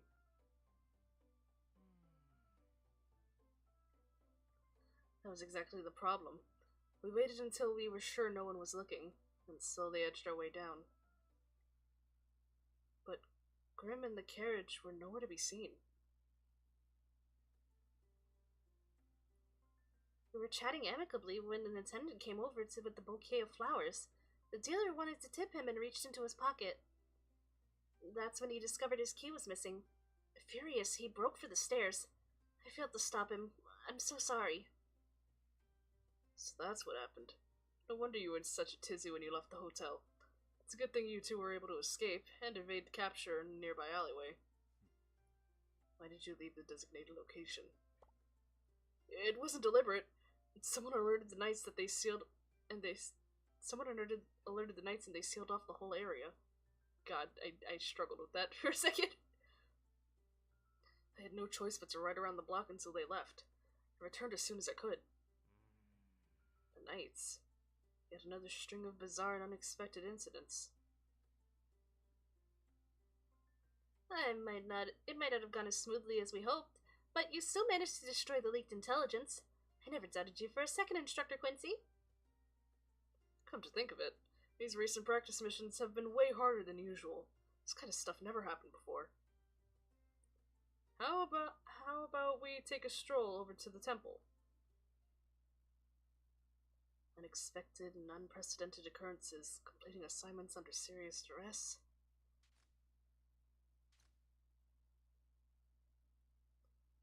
All in accordance to the mole's plans. It's all four of them, I'm telling you. It's gotta be all four of them.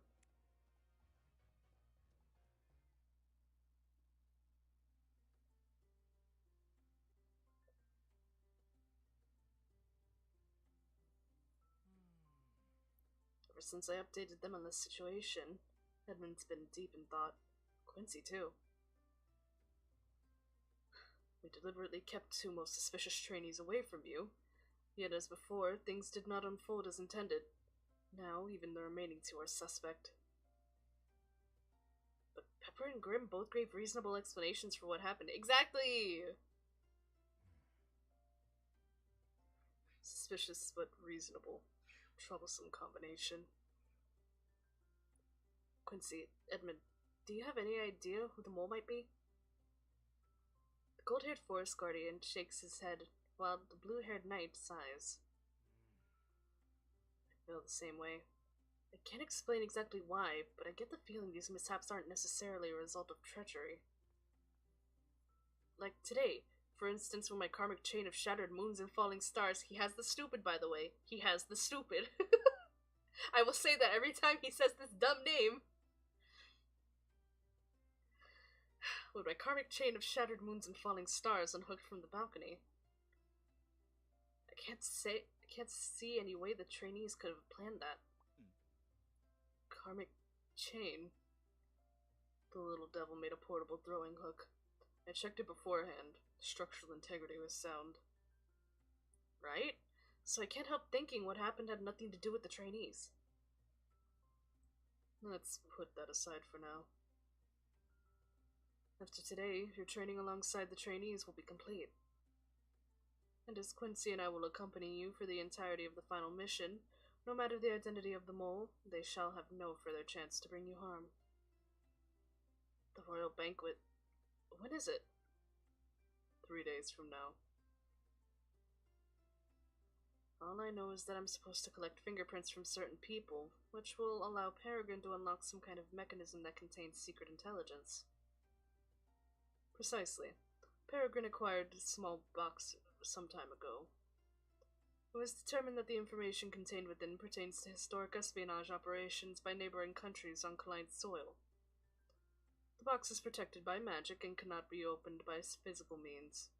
The sole method of gaining access to the contents is via the owner's touch. And considering the manner in which the box was acquired, said owner is very likely to be a member of the royal household.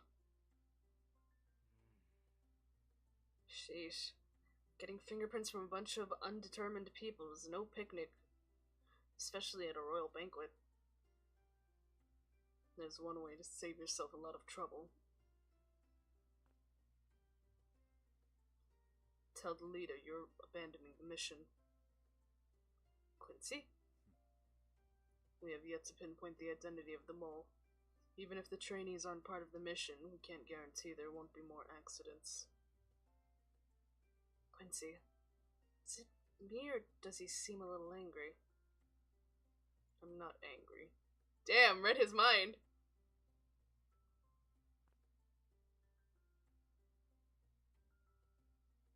Think carefully, little devil. Peregrine's leader entrusted you with this mission.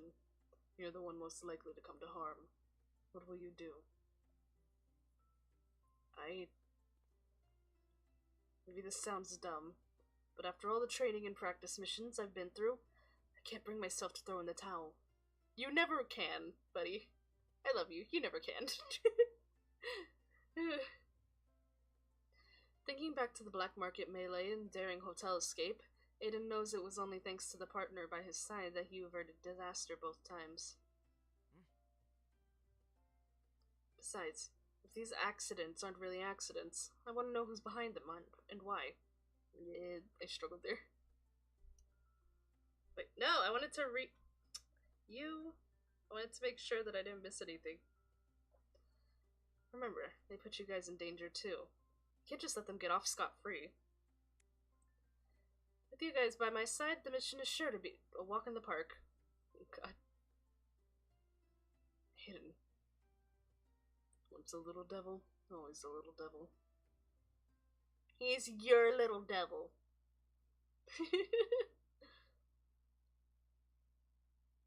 It's almost midnight by the time the trio finishes formulating their plan and designing the tools they... designing the tools they need. Aiden arrives at the dormitory to find the other trainees already soundly asleep. Quietly, he tiptoes up to his bed. My last night sleeping in this bed. Felt a little weird at first, but now I've been so tired every day that I've been out like a light as soon as my head hits the pillow. I've only been here a few days. It feels like a lifetime. I guess it's been a pretty rewarding experience. The training regimen set up by the leader was designed to prepare me for the final mission, and to help me fish out the bowl. I know I told Quincy I didn't want to give up. It looks like I won't be able to complete the covert mission the leader gave me. Aiden, why are you still awake? Edmund. I couldn't sleep, so I got up to go over the signals again. What about you? What brings you here so late? I, too, couldn't sleep. Wanna help me practice then? It's insanely dull stuff, so I'm sure we'll doze off in no time. Oh. There's something I didn't find the chance to discuss with you during the earlier meeting. But thinking about it, I couldn't rest. You have something you want to tell me? Wait, don't tell me you want me to quit the mission too.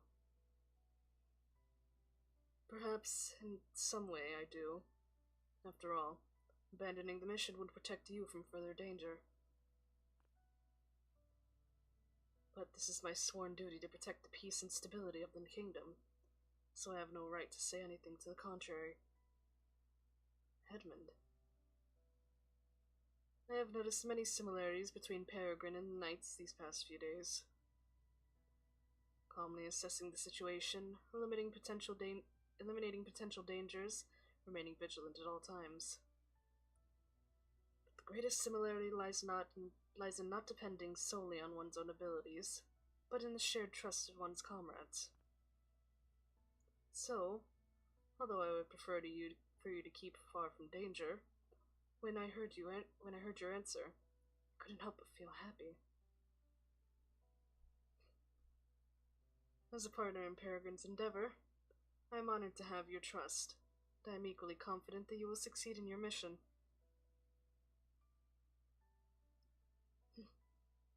Edmund, thank you. Of course. I'll do my utmost to watch over you. With Quincy and me by your side, I assure you there will be no more accidents.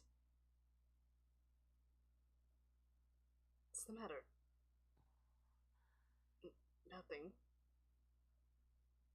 The one common denominator between the accidents. Could it be?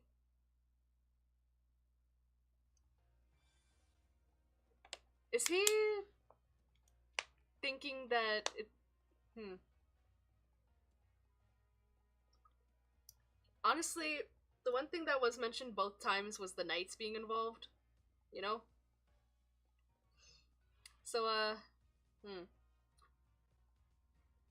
Oh my god, my model is like going crazy. Jeez. Let me take a sip of water without bugging out. Okay. Anyway. Interesting thing.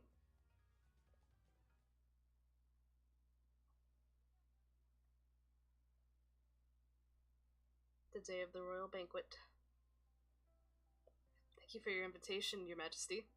It's an honor to attend such an occasion. 'Tis but a small family gathering, but I do hope, Grand Sorcerer, that you may relax and enjoy tonight to the fullest. Relax? The whole damn place is filled with royals. Sorry, I gotta sneeze again, hold on.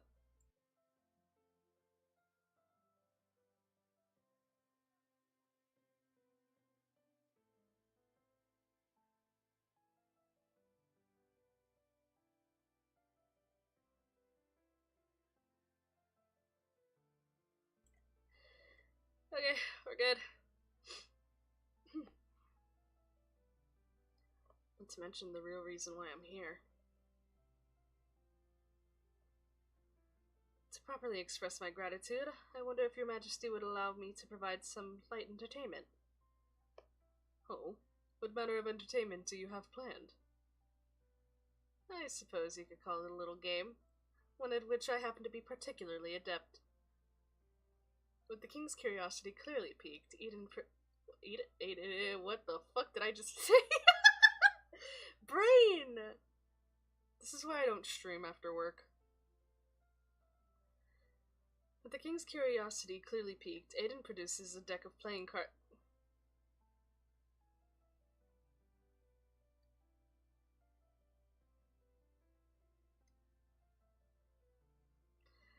Again with this! Cards, of course. Him and his stupid card tricks. Aiden produces a deck of playing cards from his breast pocket and fans them out before the esteemed ruler. Playing cards? And decorated with such unique artwork. Indeed. As you can see, they are free of deception, and each card bears a different design. When I offer you the cards, please take one at random. Memorize the card, and you will be able to converse with your own essence. Oh my god. Okay, memorize the card, and you will be able to converse with your own essence.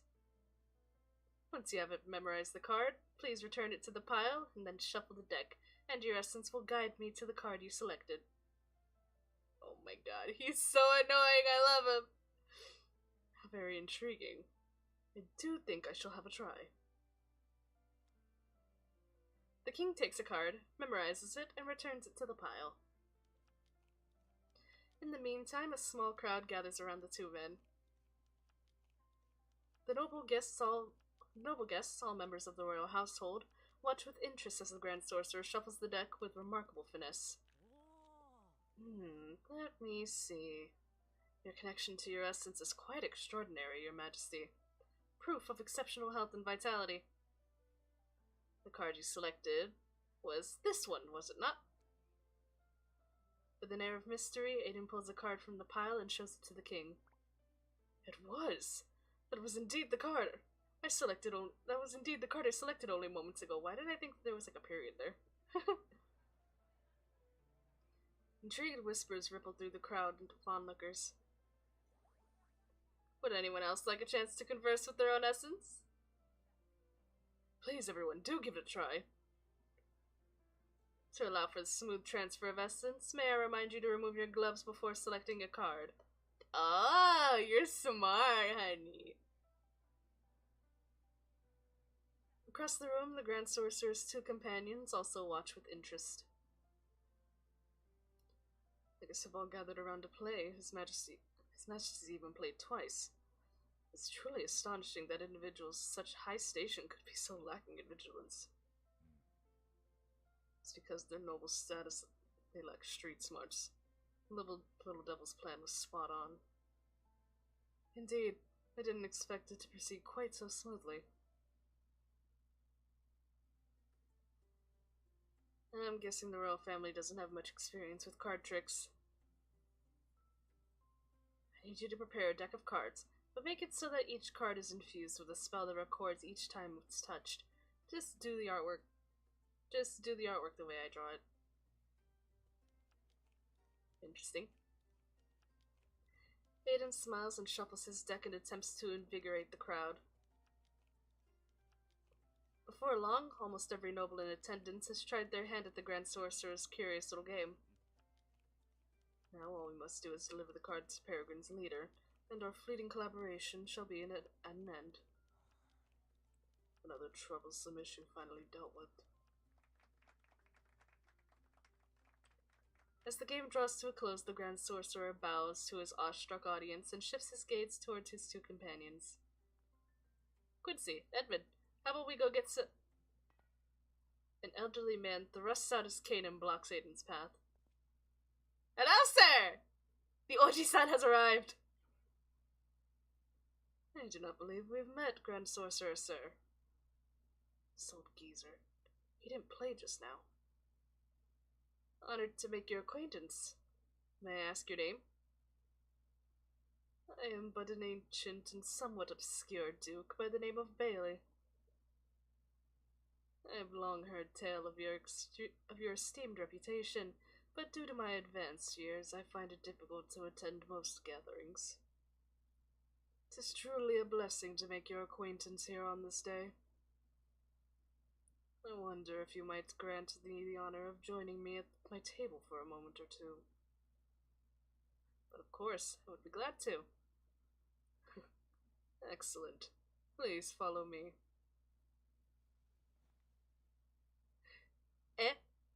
Did I read something wrong, or was that...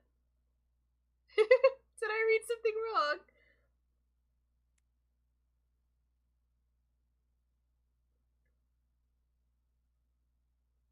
Did I read something wrong? Or no? Or was that... I have no clue what's happening or what that comment means. I'm a little anxious now.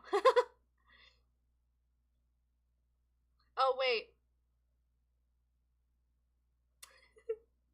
You're talking about when you were playing the game, huh? Duke Bailey smiles in a way that only a kindly old gentleman can and extends a hand to the Grand Sorcerer. Now, I saw your comment and I was like, huh? I was like, what are you correcting? Or like, what are you, like, I was like, what are you correcting? But then I realized you were talking about the game.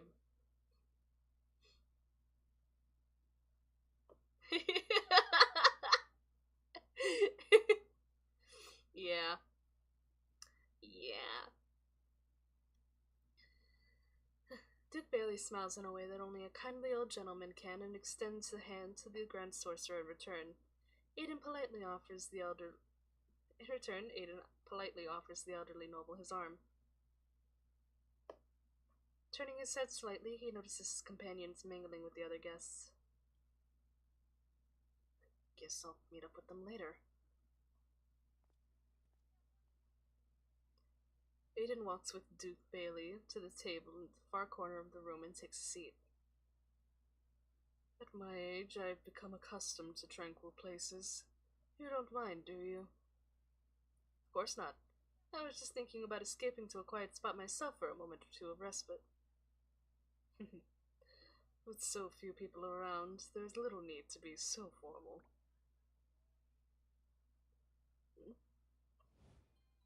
Ooh. Duke Bailey is all smiles. He doesn't move an inch. Suddenly a harsh breeze blows beneath the table. A tingling pain spreads through Aiden's foot as he catches the blow aimed at his knee and looks down to see the old Duke's cane fall to the floor. Oh my, did I drop my cane? How very clumsy of me. Duke Bailey, perhaps you might like to prop your cane against the side of the table. I would be most ashamed if I were to inadvertently knock it askew or trample upon it. Didn't I just say, there's no need to be so formal.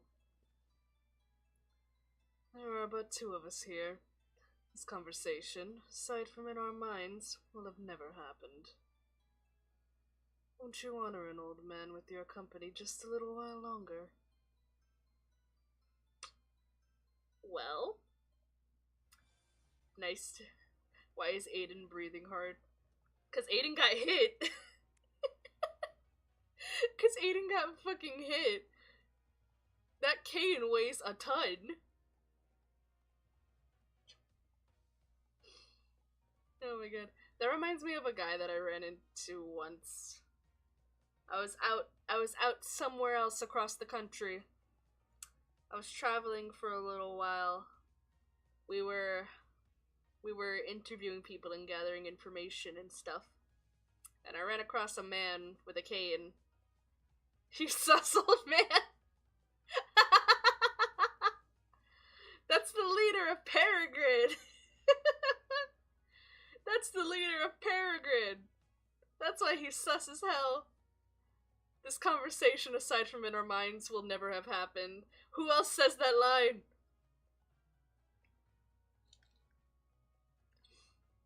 Anyway, what was I saying? Yeah, I came across a man with a very large metal cane, and I was curious as to why it made noise, and he was like, oh yeah, I'm trained in, like, this I'm trained in this particular martial art, and this cane is actually a concealed sword. And I was like, okay, buddy. He's like, that's why it's, like, metal and heavy and makes, like, a weird noise. And I'm like, I'm not sure I believe you. But I also have no way of, like... When I rewatch this during work, I'll find out what I missed. But yeah, man had, like, a big metal cane that he swore was, like, a concealed sword. So, I feel like the same thing could be for Peregrine. Or the head of Peregrine, Mr. Duke Bailey.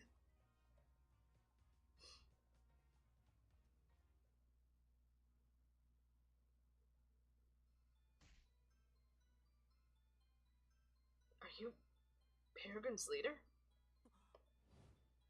Without answering, the smiling old man thrust his cane beneath the table for a second time. Well, evaded. It would appear you've come a long way, Grand Sorcerer. That's for sure. You went all out developing the training regimen, and I approached it with the same way. Completing those assignments one after another must have given you a great sense of accomplishment, you know. Yeah, it did. And thanks to you bringing Edmund and Quincy on board, I made it through them both in one piece. But I'd appreciate it if next time you didn't... Wait, no. There won't be a next time. Why do you think I selected them to aid you in your task? I might be old, but my eye for talent is sharp as ever. And you didn't disappoint. Your performance has been exceptional. The grinning old man rests his cane against the table and raises a glass of wine in honor of his counterpart. You've been through a great deal, Grand Sorcerer. Here's to the final mission. To the final mission. Observing the old man with vigilance, Hayden reaches for his glass. The moment his fingertips make contact, however, a strange smell assails his nostrils, and his world turns to darkness. Oh God! No!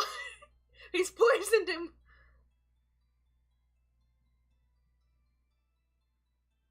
The old man's smile blurs as Aiden's consciousness falls deeper into the abyss.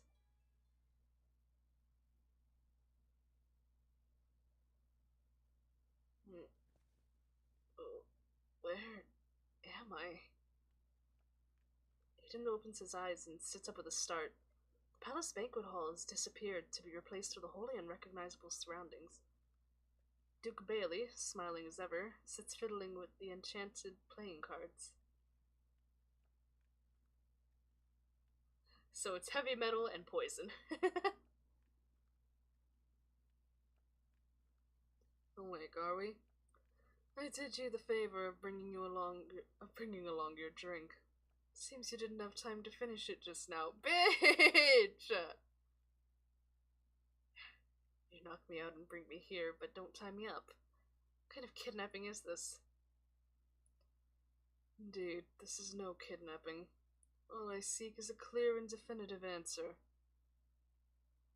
I don't know exactly what you're after, but the real final mission, this is it, right? No, how very shrewd of you, Grand Sorcerer. Collecting fingerprints is a pain, but compared to the training sessions and practice missions, it's a total walk in the park. Let's not forget all those bizarre accidents. Enlisting my help was just a cover, right? If all you needed to do was collect fingerprints, you could have easily managed that yourself.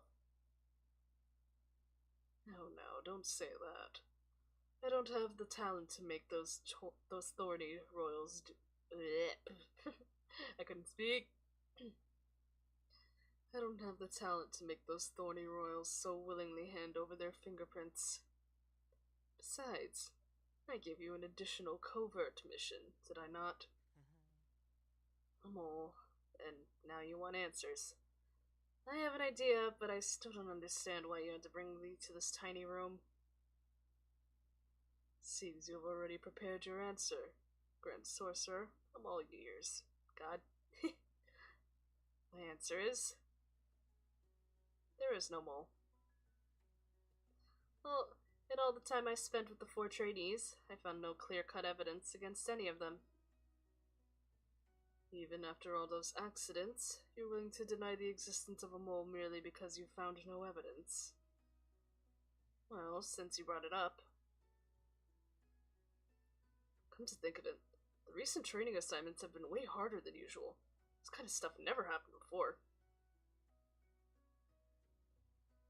Of course, I will do my utmost to watch over you. With Quincy and me by your side, I assure you there will be no more accidents. Though kind of dangerous, the accidents had little effect on the outcome of the missions. It was almost as if someone was watching us and carefully planning out when and where they would strike. I originally thought they were aimed at me, but on closer inspection, the accidents had another common element. The trainees aren't the only ones with intimate knowledge of the missions. If you're asking me who the mole is, I can't give you an answer. But if you're asking me who set up those accidents, I absolutely can. Great. It's the boys. Before Aiden can give his answer, a sharp creaking sound cuts through the conversation. Hey, boys. Oh? Hidden doors on the left and right swing open, and light pours into the room, illuminating the old man's smiling face. We're noticing in no time at all that the Grand Sorcerer is missing from the banquet hall. And, while tracking him down, averting prying eyes in the palace and locating this room without creating the slightest disturbance. Truly, my eye for talent never misses. Congratulations, you've passed your final mission.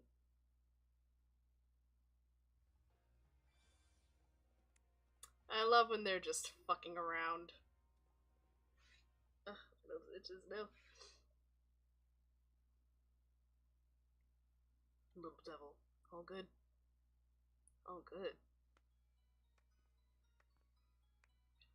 The two men, ignoring the grinning old man, march into the room and stand on either side of their companion. Are you Peregrine's leader? What is the meaning of this? Didn't I just say? This is your final mission. I'm hiring you two as instructors and alerting you to the presence of a mole. To having you deal with mishap after mishap and support the Grand Sorcerer at tonight's banquet. A series of missions. They were all prepared for the two of you.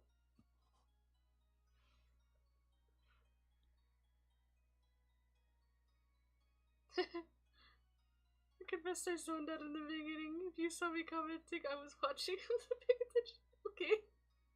I mean, that's fair.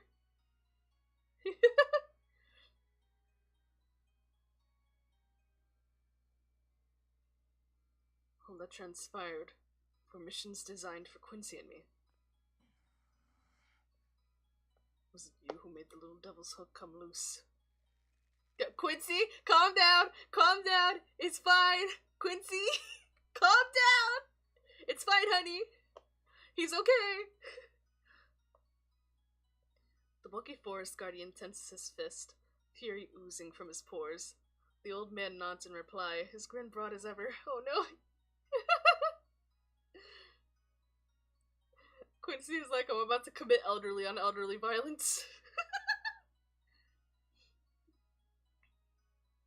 But of course. Incidentally, you also have me to thank for the bouquet of flowers that Pepper received. That sounds like a euphemism for some reason. That's actually funny. That's actually funny.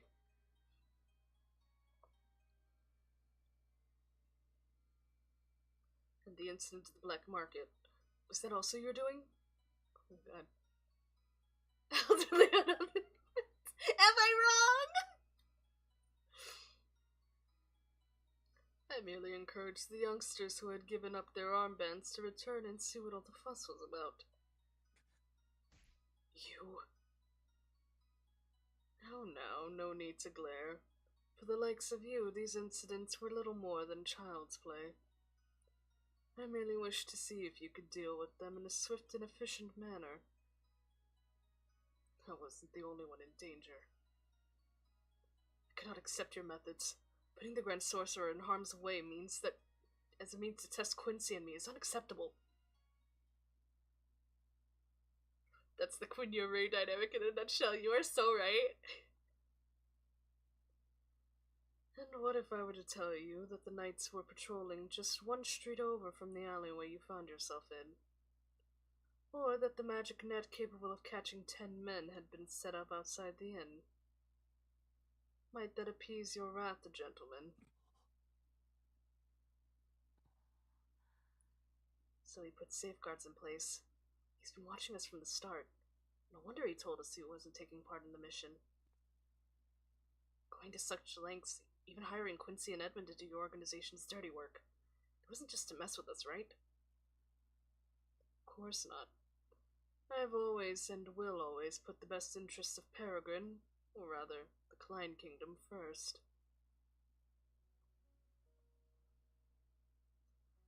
But despite one's passion, all things must come to an end. I'm old. Very old. And that makes certain people nervous. So he's looking for a successor. Looking at the old Duke's wispy white hair and stooped posture, Aiden recalls his training, fragments of things the other trainees said, and the Duke's own actions. Duke Bailey. All this, it was for them. It was for the sake of... Quick on the uptake as ever, Grand Sorcerer. Indeed, this was all for the sake of finding a successor. Someone to lead Peregrine into the future. A successor? I am, quite clearly, in my twilight years, and the royal household has a strong desire to see me retire. As such, for the past few years, I have been searching for a suitable successor.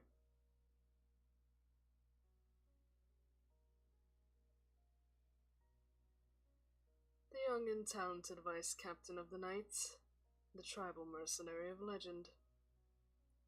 Your outstanding abilities, not to mention your involvement in the Grand Sorcerer's affairs, piqued my interest. And after testing and observing you both, it's clear my confidence wasn't misplaced. No matter which of you chooses to become Peregrine's new leader, Klein will be in safe hands. Could have saved us a lot of time by asking for that from the outset. It's a no from me. I have enough trouble as it is. Thank you, Duke Bailey, for your esteemed appraisal.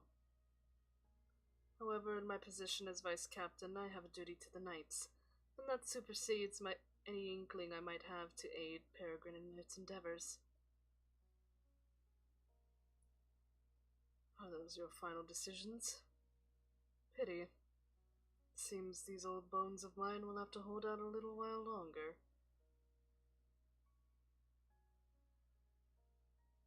The Duke's expression, in contrast to his words, brightens, seemingly brimming with spirit. His decrepit, arched bearing mysteriously disappears. Huh? I get the feeling retirement really isn't in his plans. From a personal standpoint, I'd like to express my deepest gratitude to the three of you. Having you gentlemen around has been most invigorating. Especially you, Grand Sorcerer. You've been a most unexpected bonus of this whole operation. If you ever feel the urge to take part in Peregrine's covert selection process, I would be more than glad to write a letter of recommendation. Thanks, but no thanks.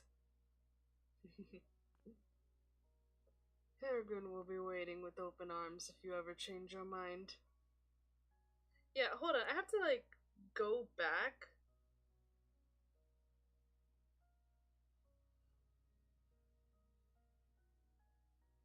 Okay. I understand it now. I understand it. The way it was worded was weird. But, the way it was worded is weird. But, what they meant is, he stood up straight. That's it. He stood up straight. It was worded weird. But they're like, he stood up straight. That's what it meant. That's what it meant. I was like, he disappeared. What? Who? Huh? But no, it literally just meant that he stood up straight. It was a weird way to word it.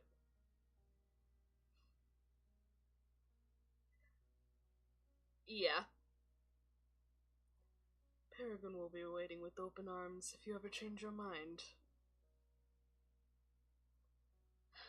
Mission complete. Time to go home.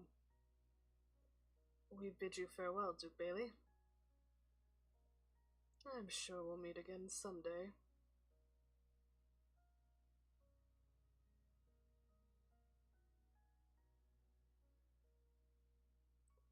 May each of you admit a deep yet subtle luster that remains both day and night, just like the eye of an eagle.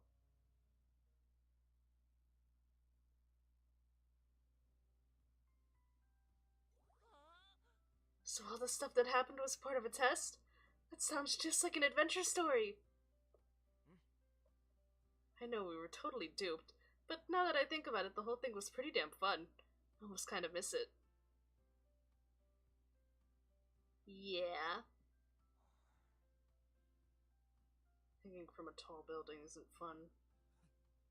Neither is involvement in black market gang war. You must learn to have your head on straight and take matters seriously. I do take things seriously. When the leader sent me a letter of recommendation via the royal family, I had to think long and hard about how to decline it without sounding ungrateful. Ah, so that's what you were doing the other day, darling? Your eyebrows were all scrunched up in the middle of your forehead. I received an official letter of appointment to the position of Peregrine. Of course, I too politely declined. Did you get one too, Quincy? Uh-huh. I don't know who brought it, but it was sitting outside my front door one morning when I woke up. Why did they send you such letters when you had already declined the leader's request? I presume it is a means to keep a record of the missions and also have something meaningful to present to those at the top level. Also, for some reason, there was a business card in the envelope with the word Peregrine written on it and nothing else. I've read about something similar in a book. Could the business card be meant as a sort of keepsake? Pretty much. It's tradition passed down by Peregrine to take care of their own. If you take the card to them, you'll get help. Keepsake of their own. In that case, I'll consider it a reparation for all the crap we went through.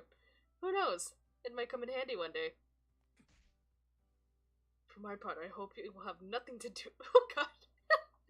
For my part, I hope you will have nothing more to do with Peregrine. It's better if you don't use it. They're so worried!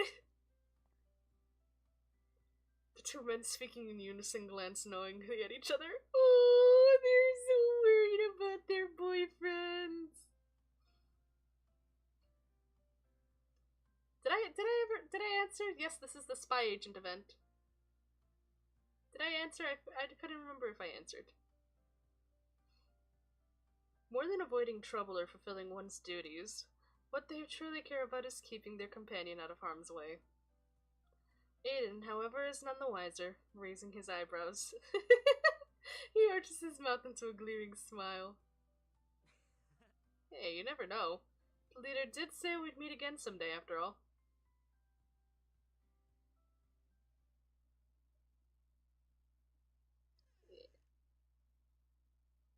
Welcome, sir. How may I be of Duke Bailey?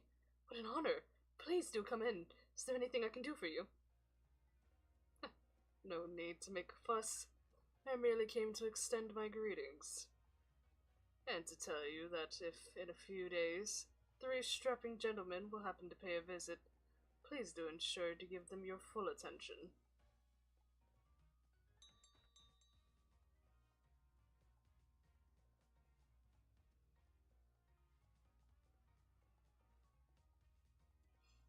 Ah. See, it's like almost 2 a.m. Welcome, gentlemen. Please follow me. With the closing of the hidden door, missions forever absent from the annals of history once again find refuge beneath the title Peregrine.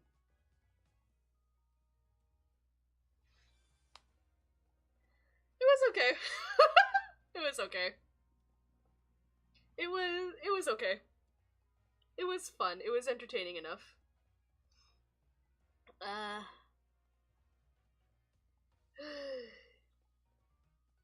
have nothing else to say. My brain is honestly still fried from work.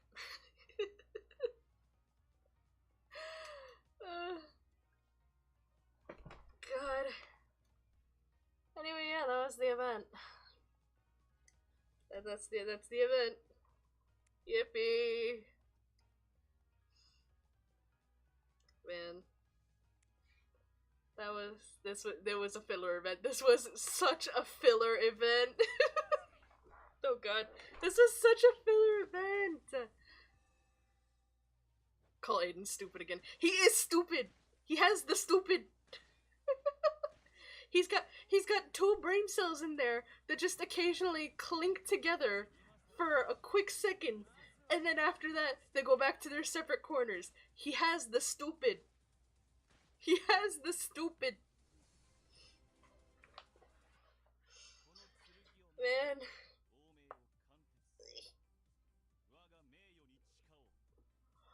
I need to like not do these things after work. I need to not do these things after work. You get 8 hours. 8 hours of non-stop patience. 8 hours of non-stop patience. I got yelled at. I had to haul around so many medications. There was nobody available. Amazing speech. God. Susan! Susan! Please! Susan! Susan! One chance, Susan! Miss Susan, I'm so serious. I am on my knees. I am begging. Give me one chance, Miss Susan! She's so pretty. She's so cool.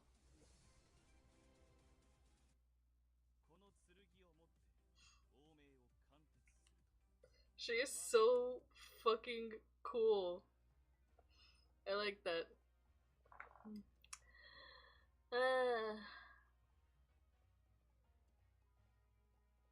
She's just called Trini. Yeah, it's Pepper and Susan and Rudy and Grim. Susan and Rudy are the 2 serious ones, and Pepper and Grim are the more fun guys. In battles, Pepper is just trainee. Yeah, they're all just trainee. Anyway, Susan seems cool. I like her personality. Miss Susan, one chance, please. I will take you out on such a nice, lovely date, ma'am.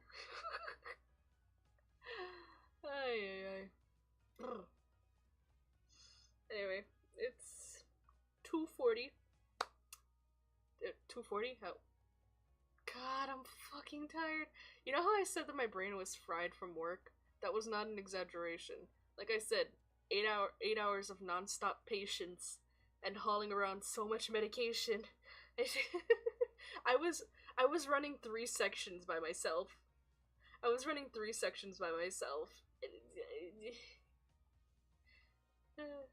Go thirst after the copy paste NPC. I like her personality.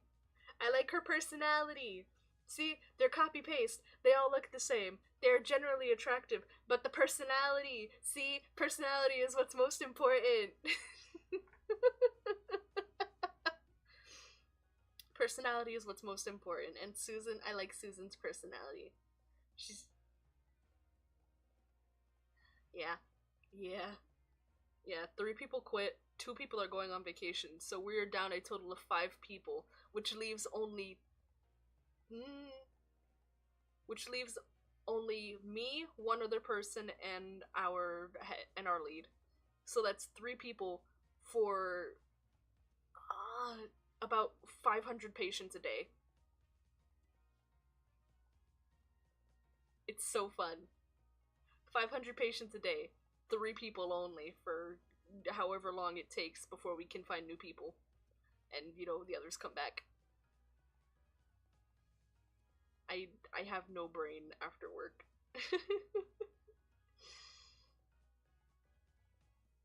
This is why I don't stream often. This is why I only stream 1 game. I don't have the energy to do anything else.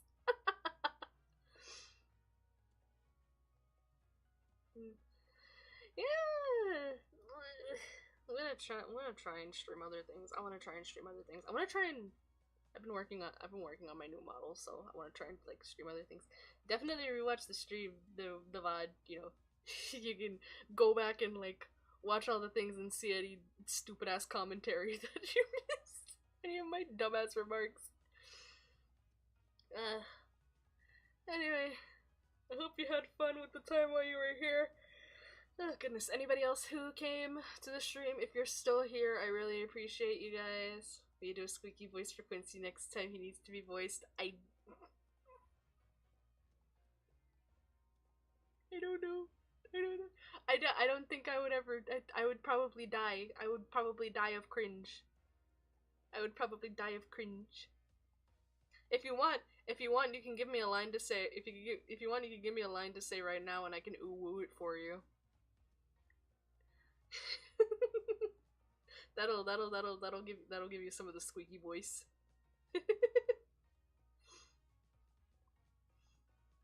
Oh my god. Yeah, anybody who's here. Oh my god. I'm resting my head on my hands. You can't see that I'm resting my head on my hands, but I am in fact resting my head on my hands. It'll sure be more interesting than frequency. I can't do it. I'll cringe too hard. It'll feel wrong. Listen, it'll feel extremely wrong to go look at that man and just go. It'll be extremely wrong to look at that big man and just go, ah, so troublesome. Honestly, I will get some rest. I will get some rest. Trust me. I will get a drink and a snack. I'll actually finish my shake that's been sitting here for like this whole time. Anyway, thank you everybody who came to the stream. I hope you had fun. Anybody who like popped in for a little bit, you know, if you're still here, any of the people who managed to say hi during the stream, you know, God, why is it messing with my mouth? Any of you who actually came and said hi during the stream, I really appreciate you guys. I hope you guys had fun. If you're still here, great. I hope you guys enjoyed. I will stream when the next event happens. I'll maybe stream another game or something soon, maybe. But otherwise, I'll catch you guys in another couple weeks with the new event stream. Good night, everyone. Hope you have a good time. Bye bye.